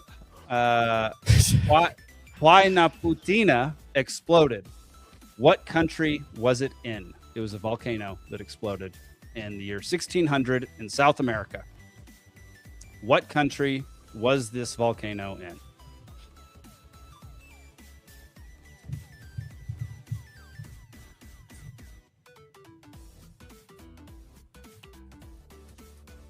Ooh, like that StreamYard messed with my settings here. Very frustrating. Update layout. All right, Nick, what do you got? Chile. Binkley? The only South American country that could come to mind that period of time, Venezuela. All right, Kat. I said Peru. The audience says Chile as well. The answer is Peru. Oh, yeah. All right, there you go. Ooh, What's any of this have to do with Georgia Tech is the question. That's a good we're not there yet. Question number 7. On this day in 2008, the format war ended between Sony's Blu-ray disc and whose HD DVDs? On this day in 2008, Hey, this is biased. because you're young. Yeah. The format war ended I between don't know it Sony's either. Blu-ray disc and whose HD DVDs? Oh, shit. I know this story. So Yeah. do I. I didn't know that this was the company that made the HD DVD. So this was something I didn't know either. So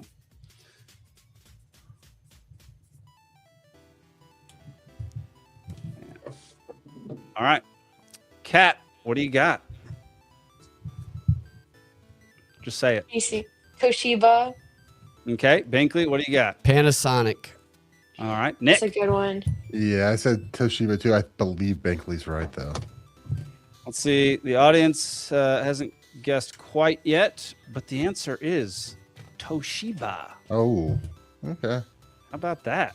Nick and Hey, you should be Kat. happier, Nick. Come on. Yeah, but you guessed it too, so we're still tied. Yeah. Oh, we're But you tied? pulled one more away from Binkley.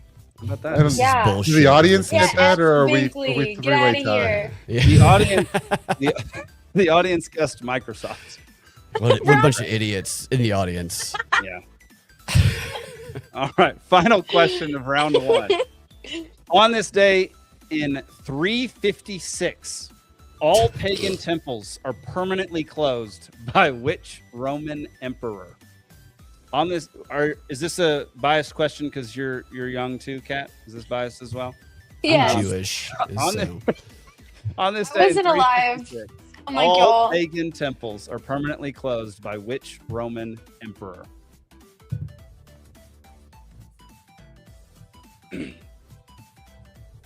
Five seconds. All right. Nick, what do you got? I want to say Justinian. Binkley? Look, I know this isn't the answer because he would have been like 300 years old at the time. Pontius Pilate. Okay. He's an old guy.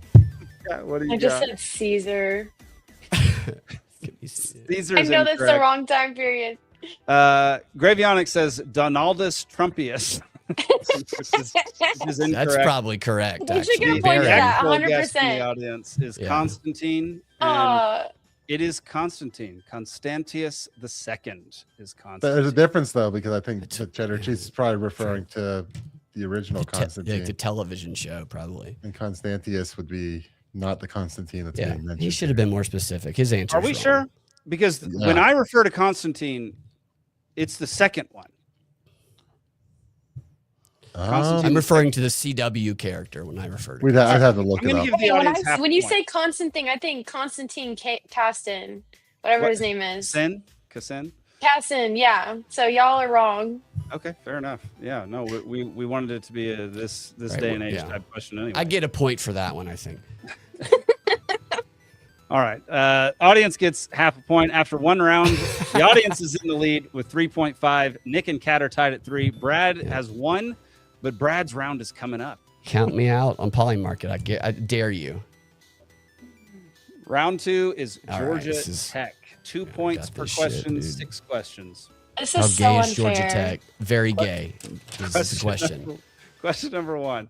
What school did Georgia Tech defeat 222 to nothing in 1916? And I didn't know this. Normally I know some of these crazy facts. What state the school is the school in? Yeah, can you give us a state? I will give you a state if I can. Was that the answer? And could you tell us if this is a current D1 school? Okay, Definitely no, that's not. too many questions. Just a state. Just a state. Well, it makes a huge difference because the state is Tennessee. It was during wartime, and they had no players. I got it. I doubt it. This is the only school I know. Yeah, well, it's not going to be University of Tennessee. So That's not what I said. Okay, well then I'm intrigued. That's what I said. No we can't read. We can't read whenever you hold it up. It Blurry doesn't every come in time. clear. All right, Kat, what do you got since you're so confident? Vanderbilt. All right, Binkley, what do you got? Cumberland, coached Nick, by what do you John got? Heisman. Memphis.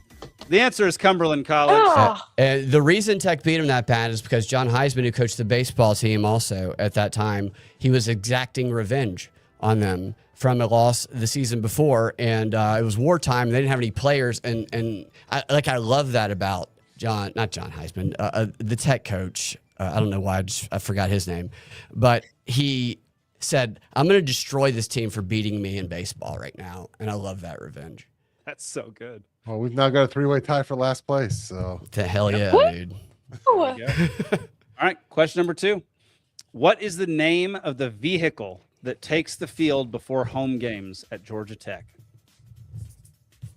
Binkley will 100% get this. I would have gotten this. See, this is so biased. Yeah, it is. But the next category is biased for you. Right. Thing is, I probably won't even get this correct. But. Yeah, some quack asked, Vic, what are you even thinking with this category? Yeah, I know. Yeah. Audience, this one, you actually might have a legitimate point. This particular trivia might be rigged in our guests' favor, but it's because we have 2 guests this week. I'm going to get this wrong, too, which is going to make it even worse for me because I don't remember the specific name. If you get this wrong, I'll be so upset with you. Nick, go. Buzzy Beater. That's a good one. That's it. Yeah. Binkley, what do you got? It's like the wreck. All right. Kat, what do you got? I said yellow jacket bug. All right. Well, the audience gets it, and Brad gets half the points because it's the Ramblin' Wreck. Yeah. Why does he get half points? Because he said the wreck. I said the wreck. Oh, It's okay. good. I only get half a point. Yep. I'm still a loser. This is such a niche topic on something I have. Jake's like, next question is, Brad, what is your last name? And I'm like, Brinkley? Is that correct? You get half a point. It's Binkley. All right, this next question is a numbers question, so the closest gets it. If there's a tie, you both get the points. Question number 3. In what year did Georgia Tech leave the SEC, the Southeastern Conference? In what year did Georgia Tech leave the SEC? And I'll give you all a hint. It was before the year 2000. So it was in the 20th century. Erasing my answer. Oh, okay. I put 2004.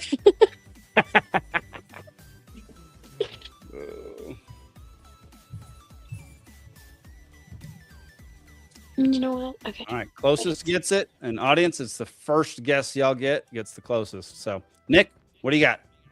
I said 83. 83. Binkley, what do you got? I think it was the 60s. I said 1963. Okay. Kat? 95. 95. Let's see what the audience says. The odds of the audience getting it closer than one of the people on this show right now are very, very, very, very. I'm gonna kill myself if they do. So. Oh really?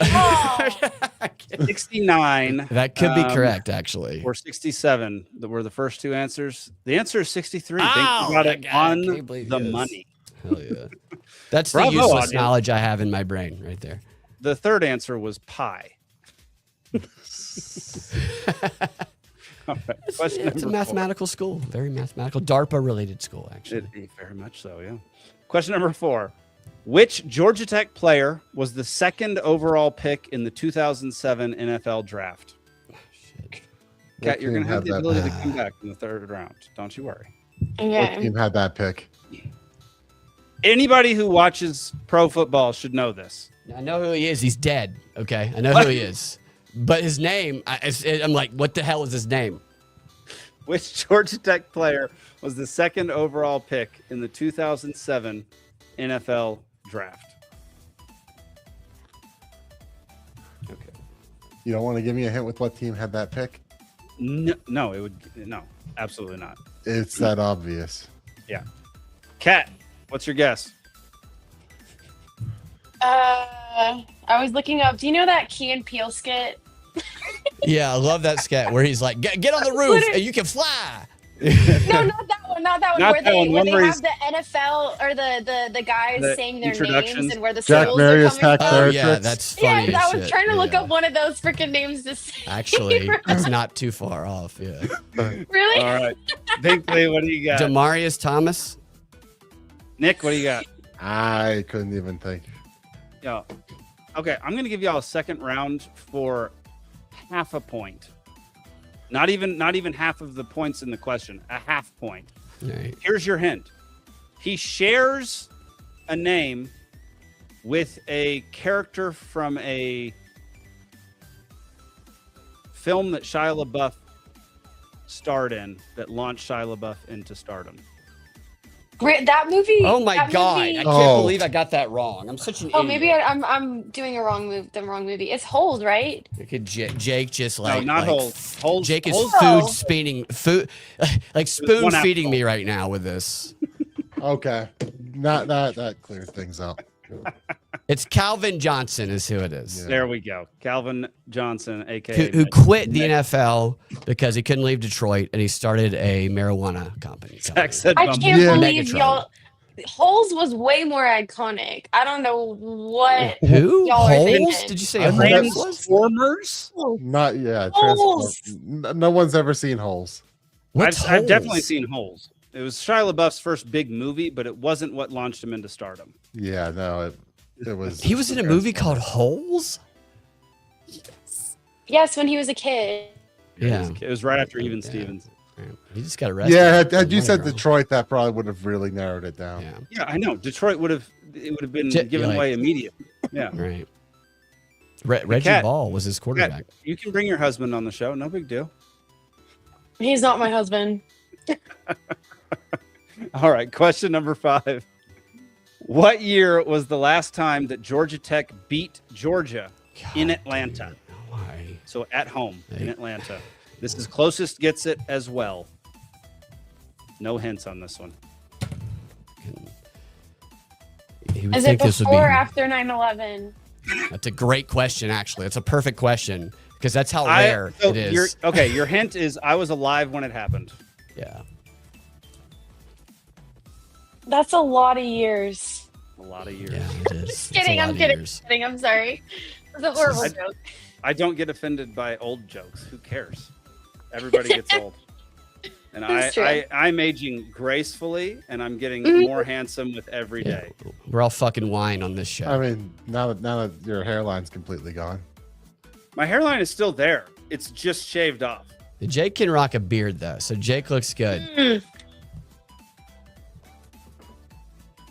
All right. What are your guesses? Nick, what do you got? 2002.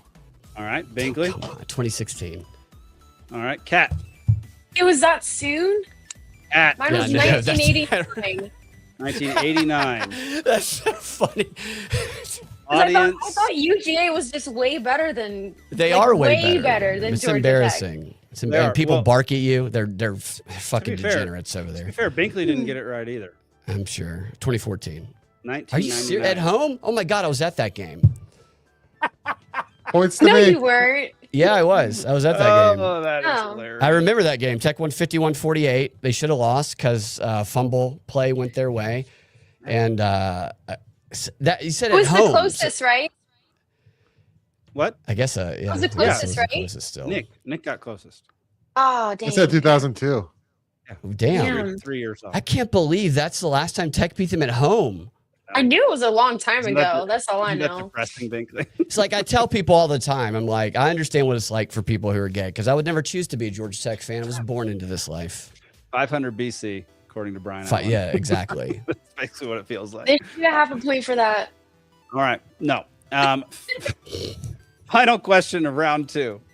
What has the rivalry between Georgia Tech and Georgia become colloquially known as? What has the rivalry between Georgia Tech and Georgia become colloquially known as? That's one of the hardest words to say. Colloquially. You did it colloquially. My grandma can't say apocalypse. That's her. Oh, that's the no. word she can't say. Well, How how does does she she say say it? it? Apocalypse. Yeah. Yeah, look at your apocalypse. The number of people that can't say nuclear and say nuclear. I Oh yeah, Zach, she can't say that one either. Yeah. Zach in the comments has never said nuclear in his entire life. He only says nuclear. I choose to say nuclear. How do you guys say the word room? Rum? Or Room. room? Room. But we're from Room. the Just south. People from the north say rum. I know. Like I've rum. noticed that. I'm like, why do they keep saying rum? Bed rum. I'm like, is that a drink You want, next me to your? to, you want me to turn on the Pittsburgh accent? No. No, please, no. please. All right, Kat, what's your answer to this one? I have Nothing. no idea. Binkley, what do you got? Clean old fashioned hate. Nick? The ass whooping. That's also accurate. That's an accurate description. Audience also says clean old fashioned hate, and it is clean old fashioned hate. Interesting. Seriously, Georgia fans bark at my. We go to the game and we're leaving, and there's like dudes barking at my sister. I'm like, why are you barking at a 5'3", 115-pound girl? It's just insane. like I hate going to Georgia games. That's what men do. That's no, catcalling. Georgia Tech fans don't go up and go, "Bzz, I'm going to sting you." We don't do that. Yeah, but y'all aren't dogs. You know. Right? Yeah. We're losers. Georgia Tech fans is what we are. Fair enough. All right. After You'll have to after respect 2 me. rounds, Binkley has just stormed into the lead with 8.5. Libation Nation has 7.5. Nick has 5.5, and Kat got 0 points in round 2 with 3. I'm holding my own for knowing nothing about Right. Georgia Tech And football. I'm doing disappointingly for having it catered exactly for me. Although, maybe I'll have if I ever host trivia again, I might have to pull. No, I might have to pull trivia from my college team. I'm going to be like, what's in my room right now? Okay, Jake, you're first. I feel like I could guess. You some probably things in guessed your it correctly. room. All right. Question number 1 of round 3, which the category is volleyball. If a referee ends the play and holds up 2 fingers, what is he calling? I was really. So dumb. I know it's dumb for you. I'm really Okay. hoping for some double entendres from Binkley and Nick. You God, you got like, yes, exactly. So I came Oh. Oh goodness. All right, 3, 2, 1. Nick, what do you got? Oh, out of bounds. Binkley, what do you got? He's calling Jeffrey Epstein. Kat, what do you got? It's a double, like a double contact. It is 2 touches. Kat gets Right. it correct. Right. It's also Jeffrey Epstein. That's fair. And I am losing now. Okay. There we go. Um, Question number 2. How many substitutions are allowed in each game for each team in volleyball? shit. This is one that I didn't know. This is Oh, I don't even know. And I literally I have to track it. So that's so stupid it's that closest gets it. So Okay. enjoy. Oh, okay. Closest gets it. How many substitutions are allowed in each game for each team in volleyball? Nick, what's your guess, buddy? I'm guessing 2. Binkley? 6. Cat? 12. The answer is 12. Okay. I'm glad I. Cat nailed it. How, It was either that's 12 a or lot 15. of subs. Yeah, It's a lot of subs. Well, Yeah. well, because when people go front row. Okay, you know what? I'm not going to explain it. I'm not going to. Yeah, Explain let's it. go There's, to six the- people, there's 6 people Yeah. on the court, and Yeah. 3 of them usually do not play front row. So you're at least getting 2 subs Got it. rotation. That Yeah. makes sense. What All is right. front row? Those are the spikers. Yeah, so you don't want the Spikers and short people in the setters. back going to the front. You know what I mean? So there's, Yeah. yeah. Blockers, all that. All right, question Yeah. 3. What place is usually cited as the place where beach volleyball originated? Yeah, this is one that Kat wouldn't know off the top of her head. This is more open to everybody. I gotta say, Country, city. What's is easy. the- it's a city. Oh, It's a city. yeah. It's a Oh, city city. in the United States. It's a city in the United States. Does it have anything to do with Top Gun? I don't know. I don't even know where Top Gun was shot, so not a clue. Fiji. No, it is a well-known town in the United States. East or west? What? I gave you so many hints. I'm not North giving or you- south? Give me any hints. What are you talking about? I said in the United States, and it's a well-known town. What more do you want from When's me? the last time you were there? I knew Jake? it was the United States. Why? So that was not a. Oh, shit. Okay, wait. Yeah. You said well known. Okay. I'm changing. Did you ever live there, Jake? I did not live in this town. This is a suburb of a Oh. town that I have lived in. Oh, really? All right. Nick, what do you got? I'm not changing, but I have suspicions, and I'm saying Los Angeles. Okay, Binkley. Okay, so it's either it's either Epstein Island or Key West. Just one of the two. Cat, what do you got? I put Destin, You put Destin? Florida. Yeah, no, I know where Destin is. Yes. Yeah. You don't know where The, Destin audience, is, Jake? the audience says Santa Monica. The answer No is, way. in fact, Santa Monica. Brian, Yeah. get out of here. Yeah, Wait, Brian. 10.5. What the hell? Oh, Come okay, on, 3 Brian. points. Sorry. I'm giving Nick half a point because he got the larger city that it was in. Damn. But yeah, if we all you had the would have right told country me West though. Coast, man. I assumed it was Florida. Yeah, me too. Let's see. I wrote also LA, had and then Omaha, Omaha. Nebraska, a very popular Daytona, volleyball town. The beach and The beach. Chickamauga. East Atlanta, huge volleyball town. see, I already had LA. Dude, written no, whenever asked literally, if I you'd play lived there, beach Jake, volleyball. but Like I can play beach volleyball like most days of the week. That's how many people play beach here. Yeah, I know. That's that many people play beach in every major. sport. Where do people play it? That's Are you not in true. Georgia? I'm in Atlanta. Okay. Roswell, Piedmont Park, Marietta. Are there like pickup games? Are Alpharetta. people hustling each other? Yeah, and there's some leagues, but I don't play leagues. Yeah. All right, next time I'm in Atlanta, Kat, we're gonna play some volleyball. It's gonna be awesome. Please We're gonna do no. a white man Please can't no. jump thing. We're Why? gonna come on. I can't. Yeah. You have no it's idea. Have you happening. played? Have you played? I'm great at volleyball. Okay. Jake dominates volleyball. Okay, I didn't know that because some people will say let's play volleyball, but this is not a sport that you can just like pick up and play. And so when people tell me like, "Oh, we should play volleyball sometime," I'm like, "Okay, have you played it before?" I gotta But say, it's not of all something the you could just sports do- that I've picked up Give and me played, right. volleyball It's is the one that e- you can is- just yeah. pick up and play. Absolutely. No, you can't. You can't. Okay, like for example, you can't have a rally back and forth because people don't have ball control, so it's completely Yeah. boring. You can kick a soccer ball back and forth. But like with volleyball, it usually dies. If no one knows how to play, it usually dies once it goes over the net once. And it's Oh, yeah. boring. I don't play with those people. Jake and All I right. will dominate Those people. volleyball. Soccer's gay.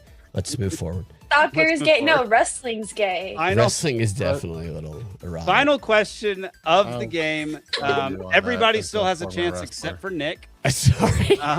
Woo! Cat, Brad, and Libation Nation all have. a Brian, chance to shut take up. home the Brian, you victory. can't answer. Brian. No one's gonna get this, so it's probably gonna come down to Libation Nation winning. Which country was the first to win Oh. 3 consecutive Olympic gold medals in women's volleyball? Volleyball, not beach volleyball. Correct, Yeah. volleyball. Which country was the first to win 3 consecutive Olympic gold medals in women's volleyball? And I'll give you all a hint. You said okay. It's a small country. Oh shit! Now I know. Small meaning how The small financial collapse happening. Is that? I don't know I'm the trying to answer. I think have of no a idea. I don't know. Small country, anything like I don't know, size of Ireland or smaller. I don't know What how many color people. are the Oh, people there, okay. Jake? What color? Yeah, are the what color are people? the people? That's a good one. I'm not going to start listing colors of people. Okay, that means it's a diverse place. There we go. Yeah. What that means There you nothing. go. I'm just not answering your So dumb it's not question. Africa, huh, Jake? Oh goodness. Oh my gosh, I have no idea. By the way, wrestling is such a useful skill, even though I was derogatory towards Wrestling. it a moment ago. Wrestling. Wrestling. My brother was a wrestler. I wrestled back I in the think day. isn't Yeah, I bet or is that's it that good. jujitsu where you just get on the ground and you ask them to come? You just- That's and you that's scissor. jujitsu. Yeah, you get on the ground, Yeah, you no. scissor. We're actually going to get to that at the end of the show. Love the scissoring segment. All right. Wait, I haven't answered yet. Hold on. I know. We're going to go to Nick first. Nick, what do you Okay. got? I'm saying Switzerland. All right. Binkley, Greece. Greece, Mhm. Cat.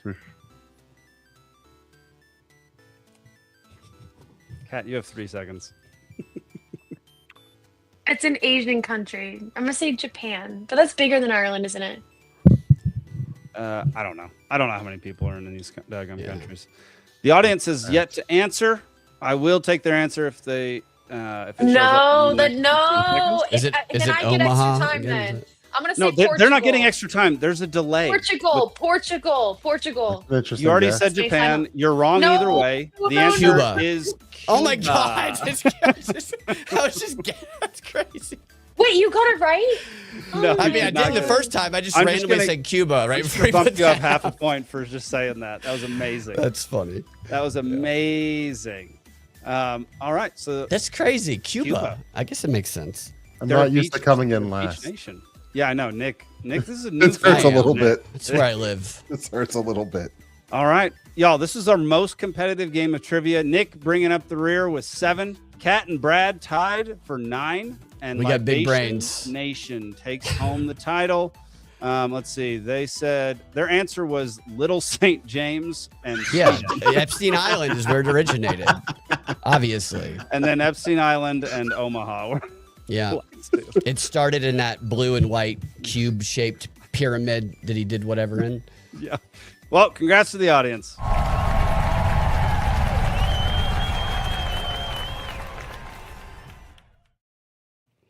All right, y'all. Thank y'all so Yeah, much congrats, for playing dude. They Libation cheated, is what I say. Nation.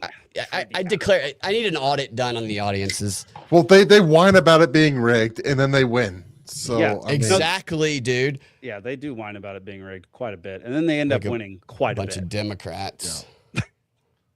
Yeah.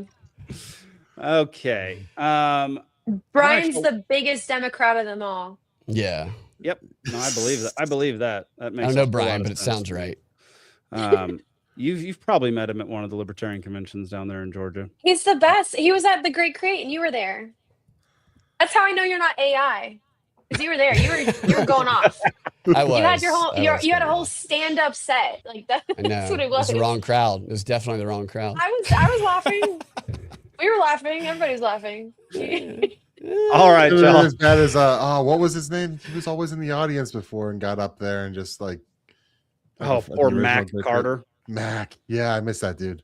Ooh, yeah, he was the best in the audience, and then he had a rough night doing stand up at a libertarian convention, and we haven't really seen much of him since. Really? Yeah. What convention was it? The one where we were down way south. 23. Okay. Yeah. It was 23. I'd already moved Yeah. up here, and then I came back down because I was still technically vice It chair. was probably our best convention as far as like Was- the yeah. number of non-libertarians that came. It was fantastic. As a Um, performer, those types of audiences, you can't expect similar things. Like I've been going to a lot of black clubs, and basically all I do is get up there, and I'm like, "You guys tell me you hate white people.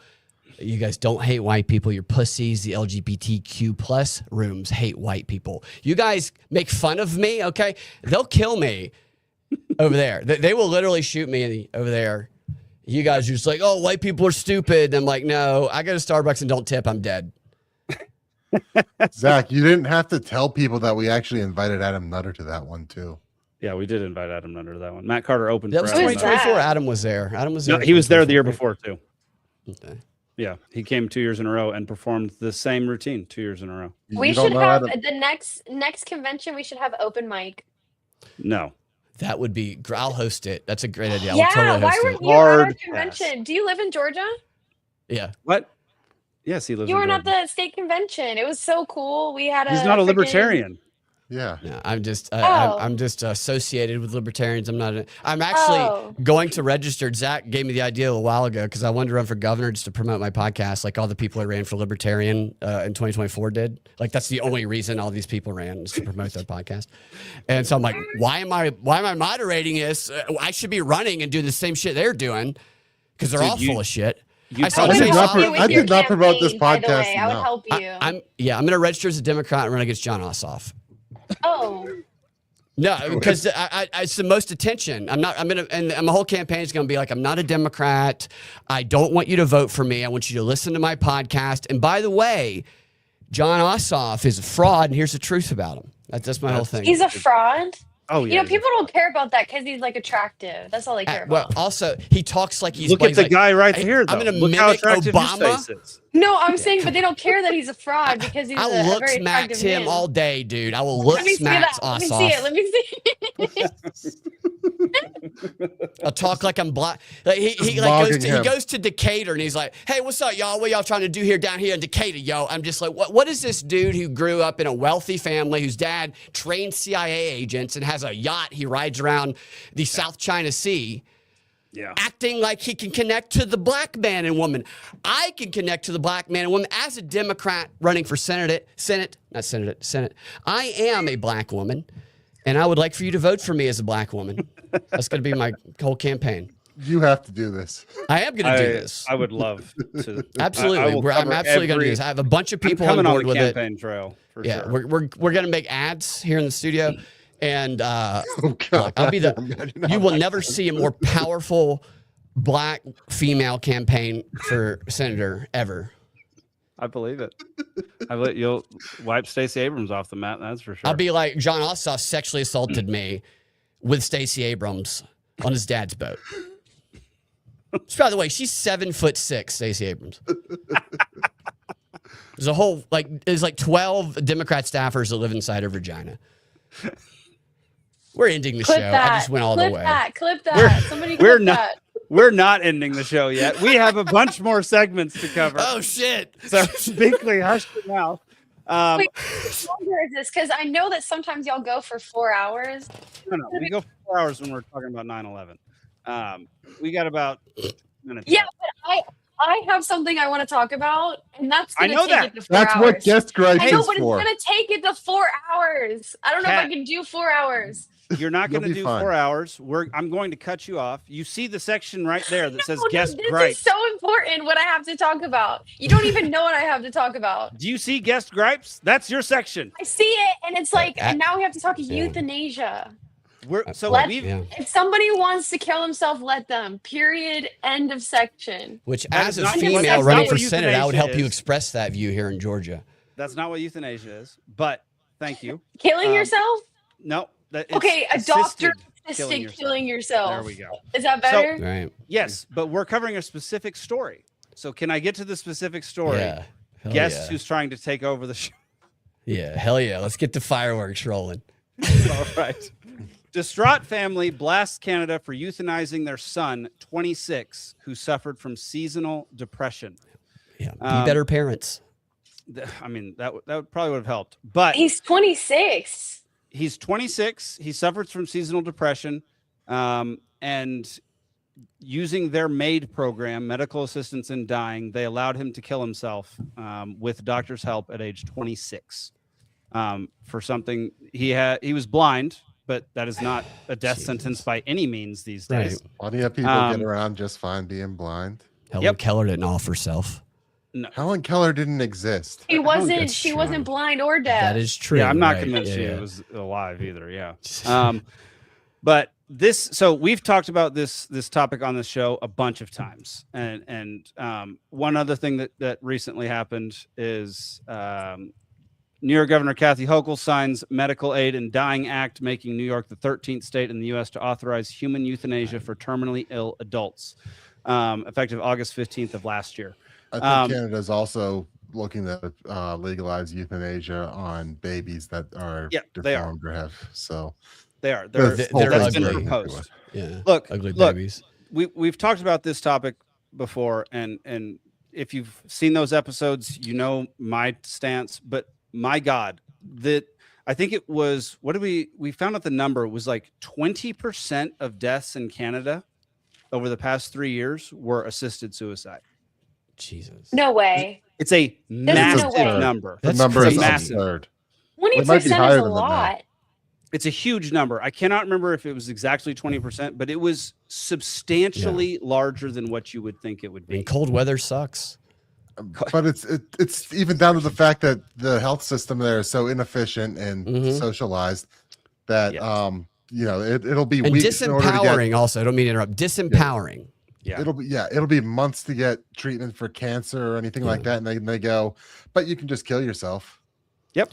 And that's how it goes. We had the one story a long time ago, homeless veteran couldn't get treatment for, I think it was a back pain or something, lost his house, and they were like, well, you just want medical assistance in dying, and like they were offering that to him. Like, this program is absolutely insane, and it's where socialized medicine leads to.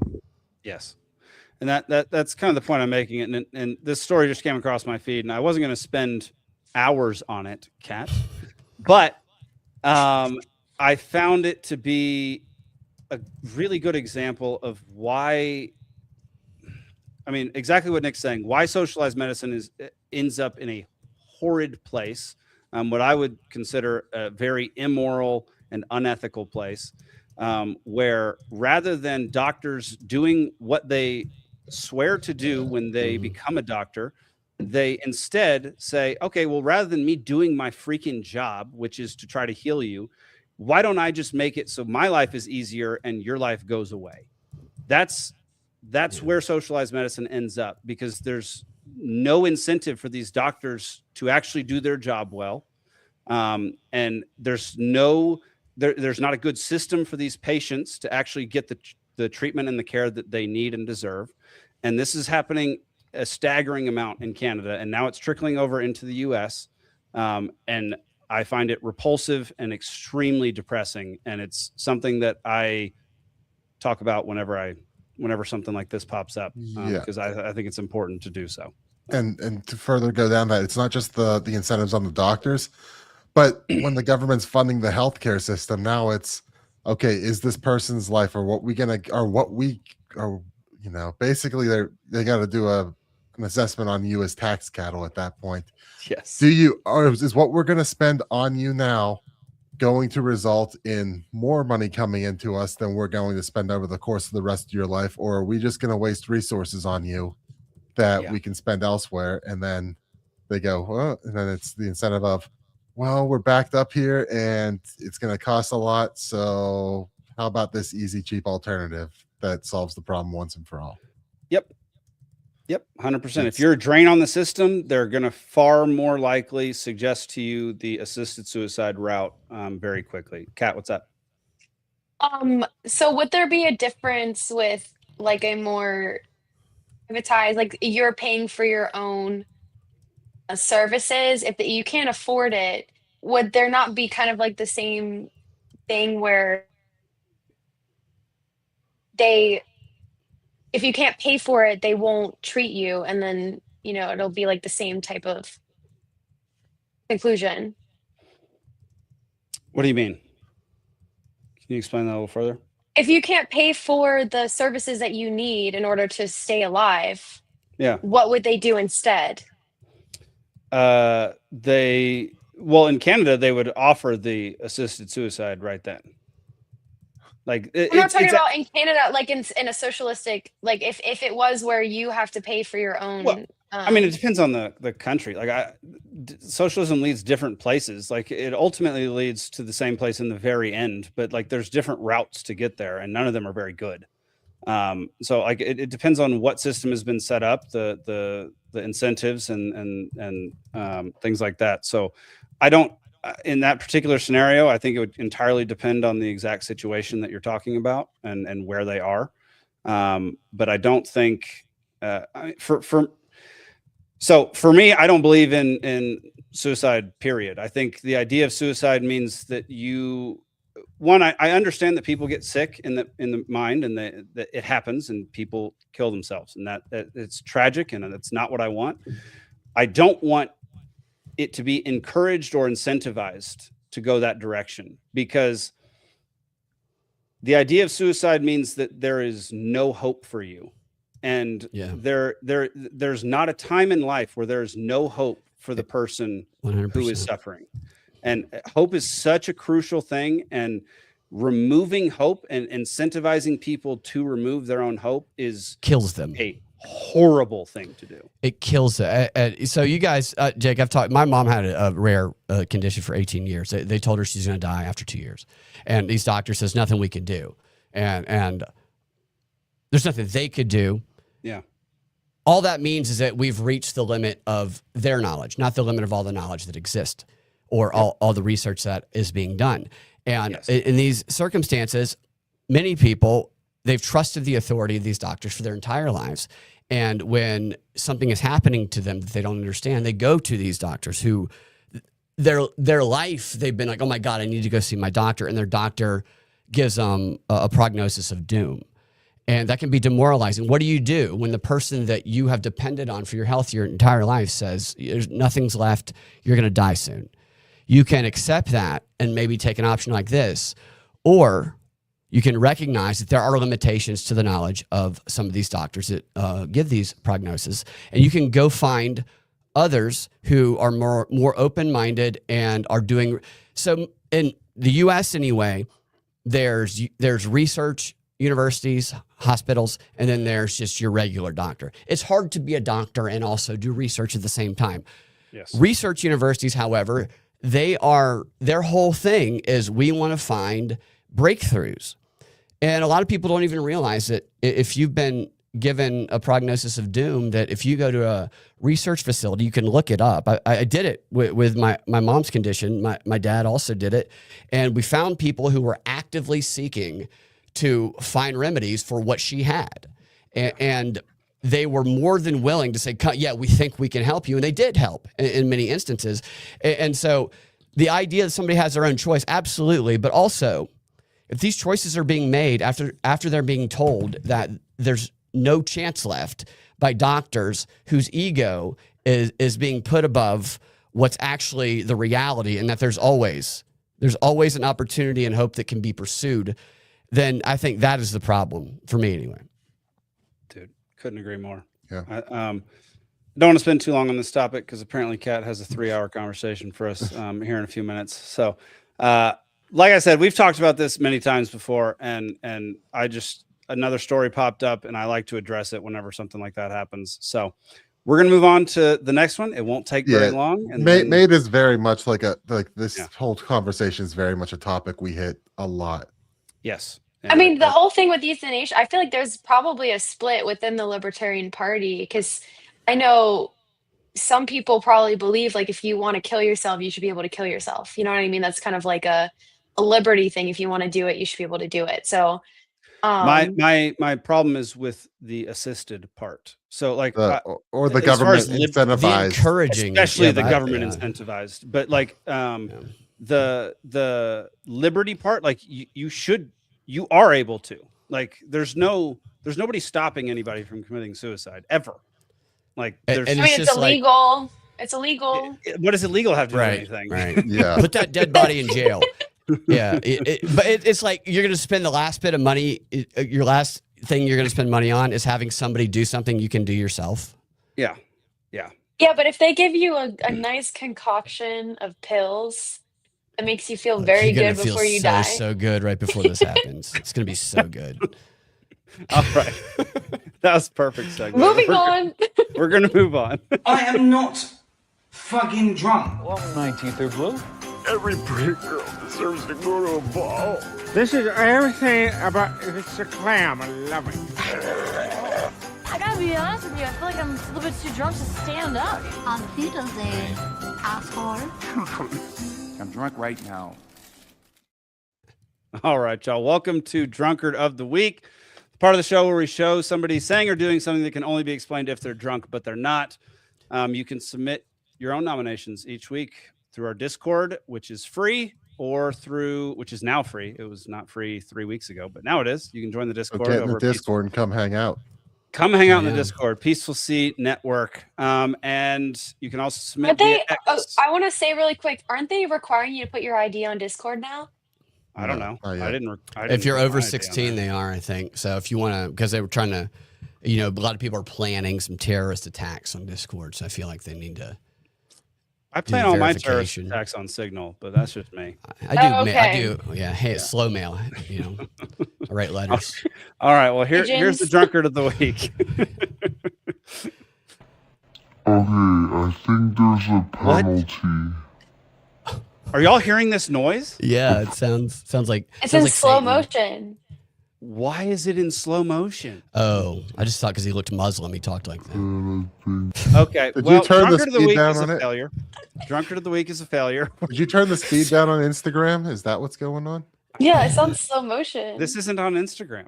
This is what's it on? A downloaded video. It's weird. Is he going to blow up the game or? All right. Well, he's not. He's obviously Hispanic, not Muslim. Oh shit! Sorry, I don't. Yeah.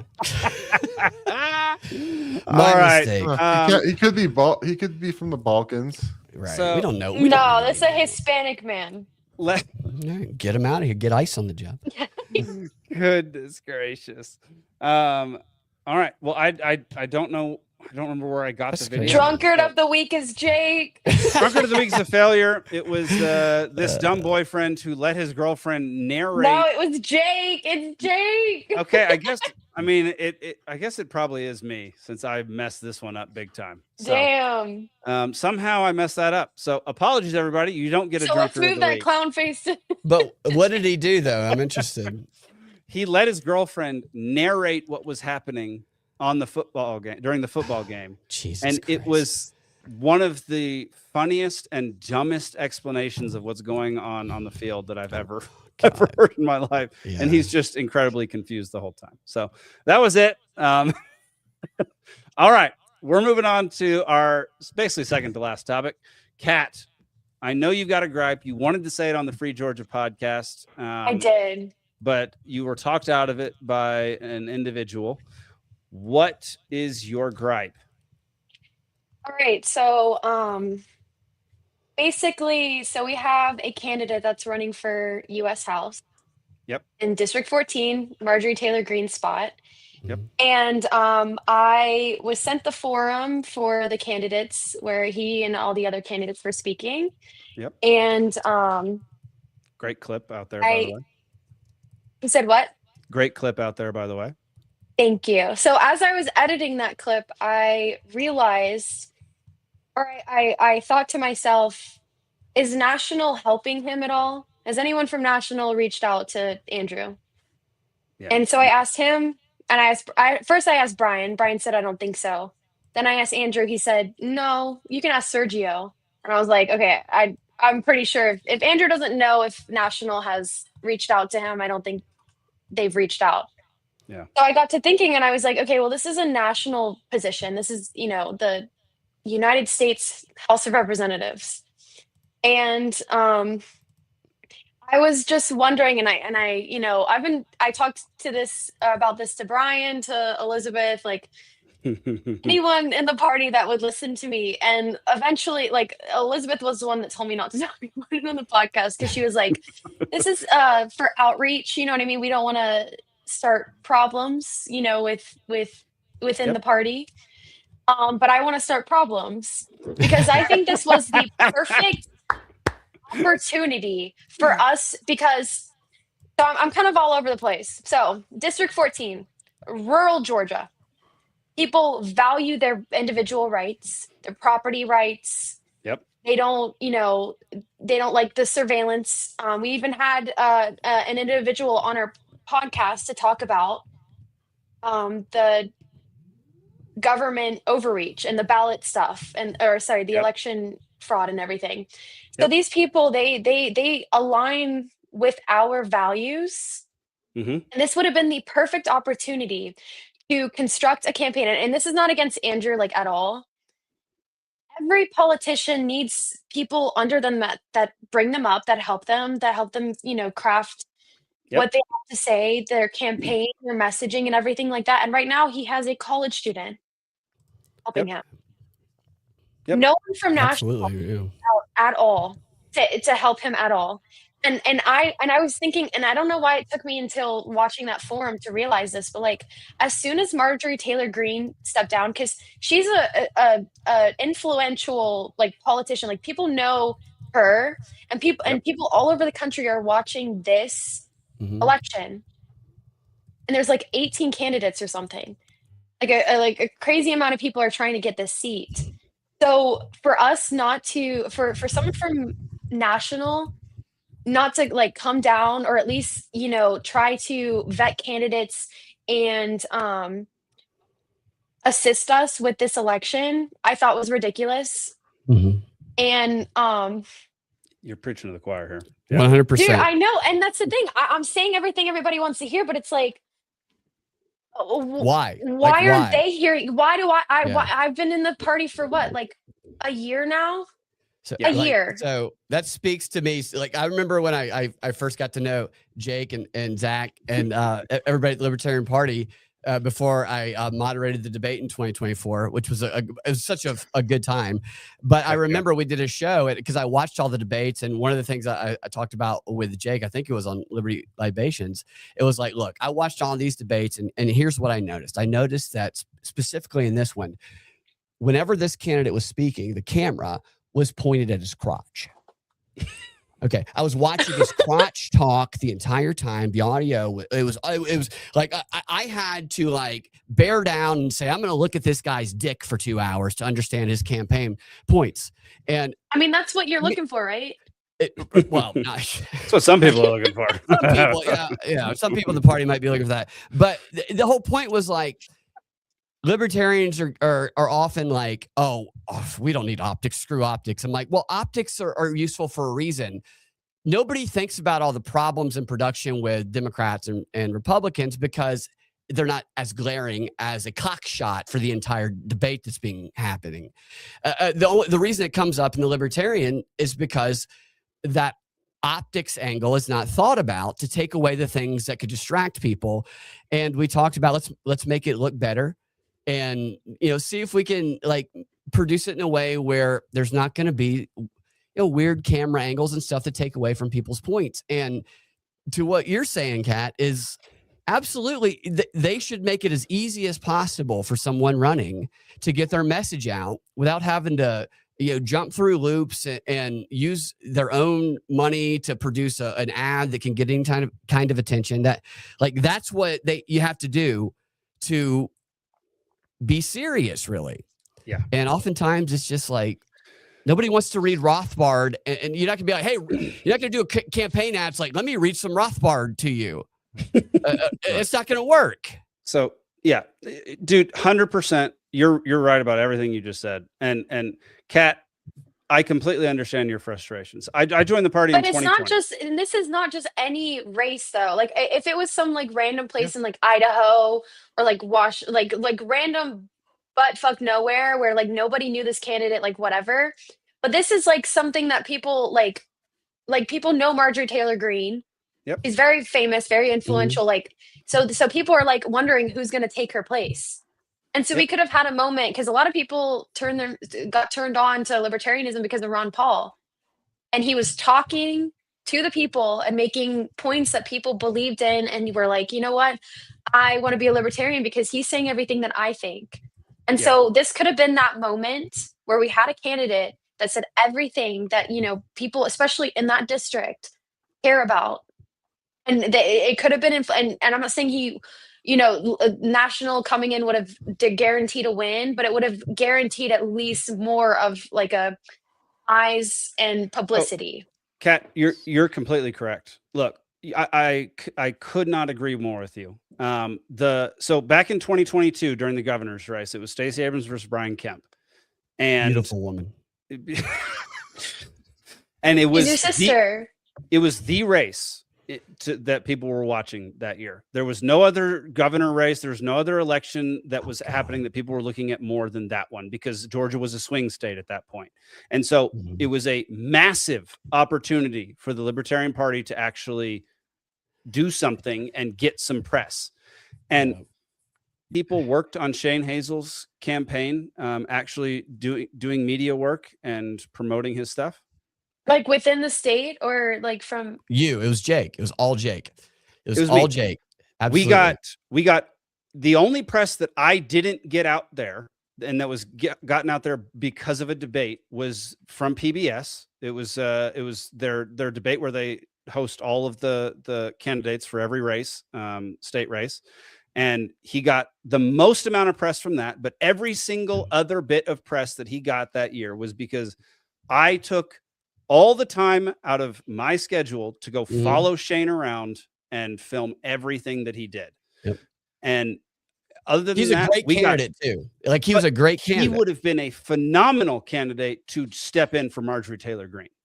Like he's got, I mean, nothing against Andrew. Everything that Andrew said on our podcast the other day, and everything that he said in his clip, the one he said when he said shooting yourself in the foot, we already have over like 2,000 views on that, and that's like on TikTok, and like 64 comments already. Like, so he has things to say. He's very eloquent. I will say. I'll help him make an ad. Is he still like? If he's still running, this hasn't been decided. He's still running, correct? No, 100%. Yeah. He's good to run, because this is a what's it called, special election. So like we don't have that issue about like ballot access and everything with him. So he's 100% running. I'll help him make an ad. I have access to a large green screen. I have camera equipment and people who can help me do it. Jake is in Montana. Jake. I've learned so much from Jake about camera and cinematography. I would love to help him make an ad. Heck yeah.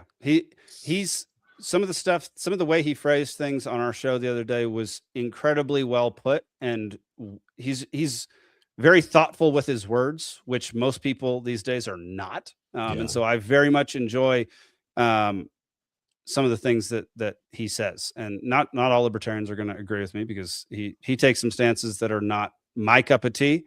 But in general, he's a good representative of what the Libertarian Party generally believes. And he is passionate and precise in what he says. Is he armed and gay? He's armed. Unfortunately, no. Nick, what do you got? As I guess the only one here who's run for office, I ran. Yeah, and I ran statewide, right? So I do have a perspective on some of on a larger race, and I like the issue with what I had. Right, we had 4 statewide candidates if you don't count Chase Oliver, which I don't. We don't. If we're not counting the presidential ticket. Hey, if he's watching, I've been trying to get him on the podcast, the Free Georgia podcast. He's not watching. No, he's not yet. So if we're looking at Pennsylvania candidates in 24, we had a Senate candidate, an attorney general, myself for treasurer, and a guy running for auditor general. And I mean, those lower races are hard. And also, I think what needs to be considered is it would be, viral media exposure is great for attention. To make a difference in the race there, you've got to be boots on the ground. Yep. And I've spent time reading up on stuff. Like I basically did a bunch of campaign training and stuff before that, and some stuff following that. And so I feel like I have a pretty good grasp of like what it actually takes to build that infrastructure that I didn't have at the time. And because I didn't have it, I didn't bother to try to find a campaign manager, quote unquote. But That's what you really need. Is you need a campaign manager, and that's one thing that's lacking. Is you need a campaign manager who understands all the parts that needs to go in and starts putting things in place. And it's got to be one person. Like when we were doing Shane's campaign, Shane didn't want a campaign manager. It was like kind of me, you, Zach, and Jared kind of running the show on what we were doing there. Yep. And yeah.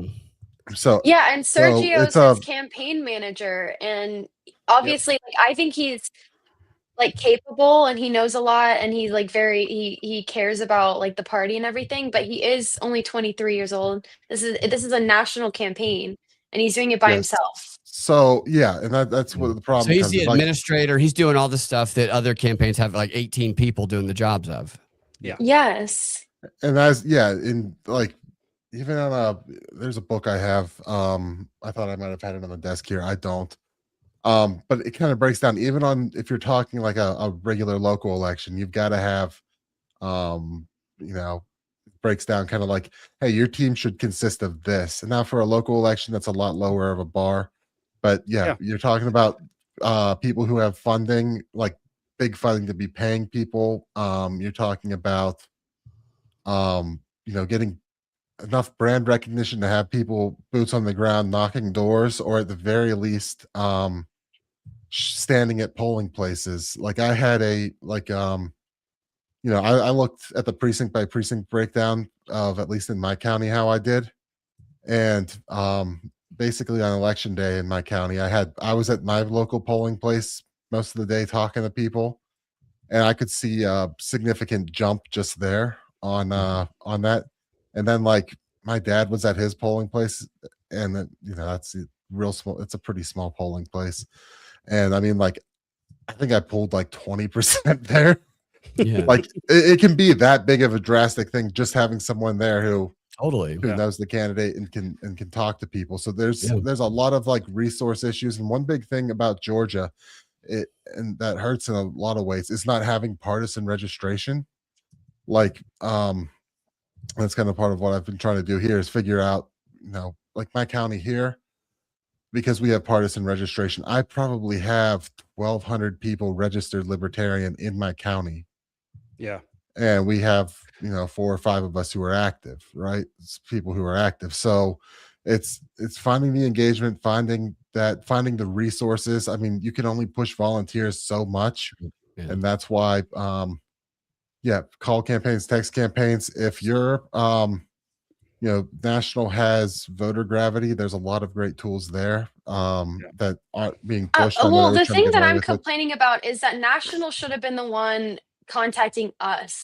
Is this, like, I believe that this was an opportunity for them, like, because I know, like, there are elections that, libertarians run for, and it's not like as important, like nationally, that they win, or even, this one, literally, we have eyes on it. And that's why I thought maybe they would care a lot about it, because they could get more people to listen to them with this campaign. Because the issue is right now the National Party is focused on just playing politics at the top themselves. level. From my experiences as an outsider, who I've always considered myself, if I don't identify as any party. But get over that. Like, get over that. Like, literally, someone needs to go in there and be like, hey, like, okay, whether or not we believe we should be masking or not, like, who gives a fuck? But the people in charge don't care. Like, the chair, he released a parody project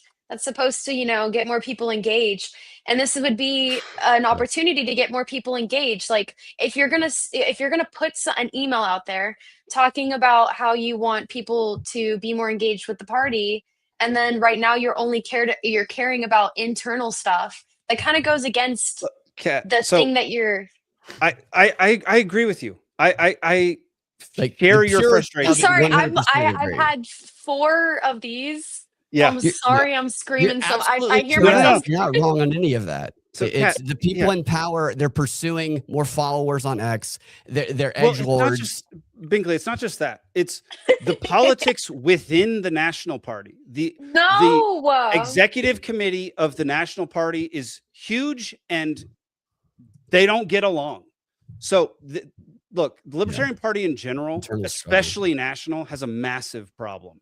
There's no good organization involved in it, and it's extremely frustrating. I mean, Binkley and Nick have both been to national conventions before, and this is going to Hey, are we taking that party bus? That's what I'm excited for. Party bus. Party bus to freaking national. So the statement I'm about to make is pretty antithetical, but the Libertarian Party should not be a democracy. And right now, it is only a democracy, and it's an Wait, you want it to be like authoritarian? I want it to be a single dictator determining what goes on in the party. Oh my gosh, that goes against. Yeah, they're so co-optable because the values are everywhere. About half the libertarians are actual anarchists, and none of us believe. I don't believe in democracy at all. So, like, I don't think that democracy is efficient. I don't think running the party in a democratic fashion will ever get us to the point where we're neck and neck with the Republicans. And It's an organization. Libertarianism, and here's a mistake that I catch a lot, and I've had this argument and fight with people up here when they say, this doesn't seem like a libertarian way to run things. It comes down to, this is an organization, right? I think the argument was made like, well, if we did that, that would make this kind of run like a business. And that seems not libertarian, not in a libertarian way, because it's like, business is libertarian, no, right? this is a, like if you try to run the party like the government, right? Like the fact is, right, the government should be doing It as should little be as a possible. startup, not a nonprofit. Like we were running it like a nonprofit. Yeah, the government should be doing as little as possible, and you want an organization that is effective. And you're not going. You're not going to run an organization that you want to be effective, like an organization you want to be as little as possible. You can't try to turn the party into an experiment. Yes. Of look how we can govern this organization. That's how we'll govern it, because you end up here where it's like. Yeah, so this is a whole thing. All of this is correct, but the problem is the people that get the most influence within the party, from what I've seen over the past few years, are people who are just pretending, and they're people who are they see it as an opportunity to grow their online influencer persona, and the concern about the details and the policies that you guys are talking about and engage with, they don't give a shit about, and so that's why it's difficult to get them to care. So if you want to get them to care about a local election, then it's got to be presented to them as, how is this going to make your X following 5X bigger by helping this person in this local election? Because those are the things. But why would I have to spell that out to them? Because like obviously, like Zach is right. When it happened, like I didn't like think about it. It just took me like a week ago that it just popped into my head. But these people should be like, there should be like a committee for strategy. You know what I mean? Like, I feel like that should have been obvious to them. MJ, no, there should be a strategy czar who tells people what to do, and everybody does it.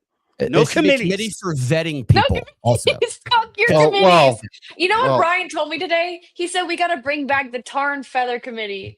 I agree with that 100%. I mean, Jake, I joke about how I don't try. I'm very skeptical of a lot of things, but I also love people. But I am very skeptical. Like I would, any person who is presented with a leadership position, I would fucking pick them apart and find out every ulterior motive that they might have, because that's the problem with the libertarians, is they're vulnerable to being captured by personalities who are kind of sociopathic and will pursue their own agendas because of the division within and people's desire to want to have a leader that speaks the things that they believe, but maybe they don't realize that these people don't actually mean it. Yeah, dude, libertarians we're so vulnerable to exactly what you just said. And it's because the amount of like mental diversity, I guess, neurodivergency, and just libertarians, none of us want to be ruled. Like no one wants these leaders. And so how do you organize those who don't want to be ruled? Everybody has their own ideas, which makes it impossible to function as a democratic body. You like the Libertarian Party cannot, I don't see a path where it can succeed in a lot of different ways, but it cannot become as powerful as the Republicans and Democrats if they don't restructure the organization itself. Because it is just the fact that any random idiot at convention can go up on a mic and just waste everyone's time is a I joke. hope I can be one of those idiots. I'm hoping. Dilatory. Jake, I'd vote for you in a second for a position. You have integrity. Zach, you guys are great. And you guys are the people who should be in these positions, but because you're libertarians, you don't want to be in these positions. And so they don't that's want to kind have of to fly places. That's so dumb. Like, dude, I'll do it. I'll do it. If I will berate everybody into anointing me chair, and as long as chair means dictator. Like I don't. No more XCOM. No more any of this I'd crap. be all right. Dictator Jake is fine. Believe me. I've one going in the last convention. We did put through a proposal to fucking cut that national committee down to like 8 people. Like it was going to be glorious. Yep. But unfortunately, that didn't get. Maybe it was like 12. But like we tried to do that in Georgia, and it's in Georgia. Hey, but there's an opening. opening. Keep it at 34 people on the XCOM. Wait, Jake, are you allowed to be an XCOM, Jake? Because we have an opening. Are you allowed to be an XCOM I'm in still Georgia? a member of LP Georgia, so maybe. Yeah, you should try to join. You don't We have an reside in opening. Georgia. And I wrote the rule that says you can't. I can't be on XCOM if I don't reside. Yeah, I wrote the rule that bittered the out-of-state membership because I was sick of. Okay, dealing well, with, next convention, we'll reverse that. I wouldn't, but because it's let's not get into that. Let's not get into that. But there's some major vulnerabilities, dude. with that. Yeah, we'll insurrect it. Yeah. So here's what I'm trying to think where I was going on this. Yeah. So there's some certain extent, and I guess I'll make the announcement here first, but I am going to run for vice chair here in Pennsylvania this year. Nice. Yeah. So what I've done is, and by in order to function as an organization, we have to have a path forward. And this past year, I at least pushed through hey, here's goals across the organization we need to meet. And then I did a breakdown last month on it, and I need to sit down and put out some for the meeting this Saturday, which is, I hate these meetings, but I'm going to sit down tomorrow and write out, what we didn't accomplish. I'm going to carry over and then look at what I forced through as 5 and 10 year plans and start build and put the 1 years back in and say, all right, here's goals for next year, and force that conversation on Saturday at the meeting. And then, I'm hoping as vice chair, then that it's actually the organization is structured in a way right now where vice chair kind of has more internal power over the committees and whatnot, where this stuff would get done. So I'd be able to try to implement this stuff from there. So that's my whole thing right now, is focusing operationally on that by doing what I'm doing now on my own as just a member of the board to do that. And if you want to talk about bad board structure, let's not talk about bad board structure. Well, it's even worse here because every county that's affiliated here has a representative. And there were some people who who are adamant that, well, some counties are bigger than others, so they should have more representatives than others. And then some are well, every committee should have a seat on the board too. Well, let's just make an electoral map of Pennsylvania. There was a point under the old bylaws before we went through 3 years of scrapping and rewriting them, which is a whole nother story, where the board could have been 70 people. Oh my gosh. 70 something people, because it was the 4 officers. It was every committee. It was if you had every county affiliated individually, and the immediate past chair all had votes on it. And we went through and said, no. What we tried to do is we tried to cut it down, because a lot of people are super adamant about, no, my county is my representation on this board, and I need that. So we tried to create a separate structure where okay, counties go over there and they're like a check. And then we're just going to cut it down to 8 people here. And I like 8. Eight yes, is much more manageable. Yes, but send me your stuff, Nick. I'll promote it on my show. I'll promote. You can come. I'll get you as a guest on. You can talk about. I need to. Yeah, let's talk on that and see what I can do. I mean, I know who's running already. It's not going to be it shouldn't Yeah. All right. We'll a bunch of faggots. But regardless, it's let's move from on. an operational standpoint. That's that. Even though I'm trying to do that locally, Yeah. The way national is, I will not fucking touch that. I do not want to be on the national committee. Dude. I hope they hear this, and I hope they're ashamed. Well, I agree. They won't be because you they're can make the clips psychopaths. for this episode if you want to, because I'm going to make some clips. Let me give you another clip. I'm not gonna clip it. I mean, I'll try. Maybe. I don't like watching myself, so I probably won't clip it. Maybe you can do it for me. Okay, deal. But I think they should be ashamed of themselves. Please clip this final piece of advice I would give to the LP party, and that is fight against the cult of personality, who every presidential election sees the Libertarian Party as like an opportunity to grow their online persona and influence and maybe get on Piers Morgan, right before they then tell the LP party, who's organized around what they believe to be a presidential run, oh shit, I actually can't run anymore. I'm sorry. My kid's sick, and in order to make sure my kid's okay, I need to go on a national stand-up and public relations tour. Sorry I messed you guys up. Sorry. Don't fall for the cult of personality. I know that probably pisses people off because they like who they know I'm talking about. I might have tickets to see his show and right. People told me he was running. I laughed. I said he'll never run. Okay, he'll never run. It doesn't mean he doesn't speak the talking points well. He does, but also he does. People who invested in that, and a lot of people did, because I've talked to a lot of them who were upset about it. I know atrocity propaganda exists. This person doesn't have any right. I have no right to any information about the alleged reason that he did not run. But the people who invested their time, effort, and money into it, yeah, prove your kid was sick to me. You went on a national stand-up and public relations tour. That's all I got to say. Yeah, that's fair. I mean, there were a lot of people that were upset, and it definitely derailed a train that was picking up steam. So that was an unfortunate thing that happened. But we're gonna move on, y'all, because I got stuff to do. I gotta wake up. I gotta wake up at 3 a.m. So holy shit. Well, that's like 7 a.m. normal time. Yeah, shut your mouth. Grow up. Grow up. Gosh.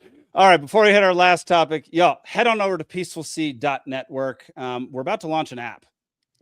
We're gonna launch an app that is also a web app, so it'll be desktop, mobile, whatever.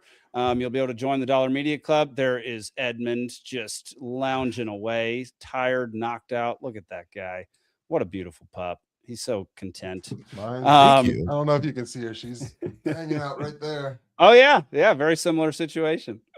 So head on over to peacefulseed.network and check out our other shows. Cascade Effect is picking up steam. We're getting, if you were around at the beginning of the show, I'm getting called in by the Great Falls Police Department to be a witness in a case that I'm ultimately probably going to decline to be a witness, and they're going to try. I saw your message where you said people, hey, like, don't attack the sheriff. You know what I mean? We don't condone that. I saw that shit. I was like, damn. Yeah. Well, people are. What are people doing? Like, I guess sending him death threats, but he apparently cried on the stand at a parole hearing recently. You think he's faking it? He's probably faking it, isn't he? He's killed at least one person in cold blood. So no, screw that guy. Oh my His gosh. acting coach was.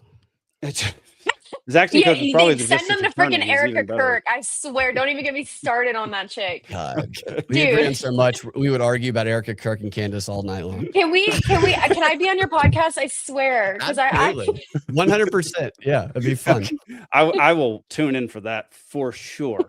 All right, y'all, head on over to the network, check it out, join the Dollar Media Club. It's growing. Join the Discord. It's free and it's delightful to get in there and chat with a bunch of us. All right, we're gonna watch some funny videos before we get out of here, and one of them does have to do with jiu-jitsu, and it's actually the very first one. So Cat, please enjoy. when someone breaks into your house and you finally get to use your jiu-jitsu. This magic moment, so different. All right. It's funny. You could just be normal and keep a 300 blackout rifle by the bed. There we go. This next one is definitely AI, but it cracks me up anyway, and I don't really care. Hey, can I get your number? No. No.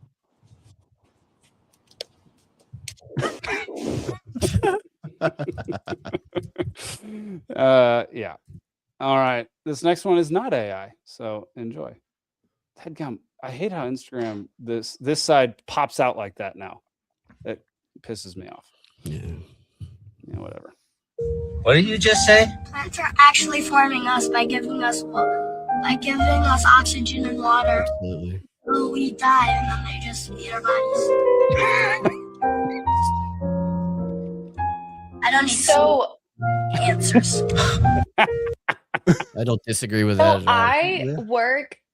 I work part-time at LA Fitness at the kids club, and there was a kid that literally says like everything's AI. Like she doesn't believe anything is real. Like truly. Yeah, I'm sure. Like, There's probably going to be they're- a mental disorder in these Yeah. younger generations. Some retarded kid. You have to tell people at LA Fitness to stop getting on the machines backwards all the time.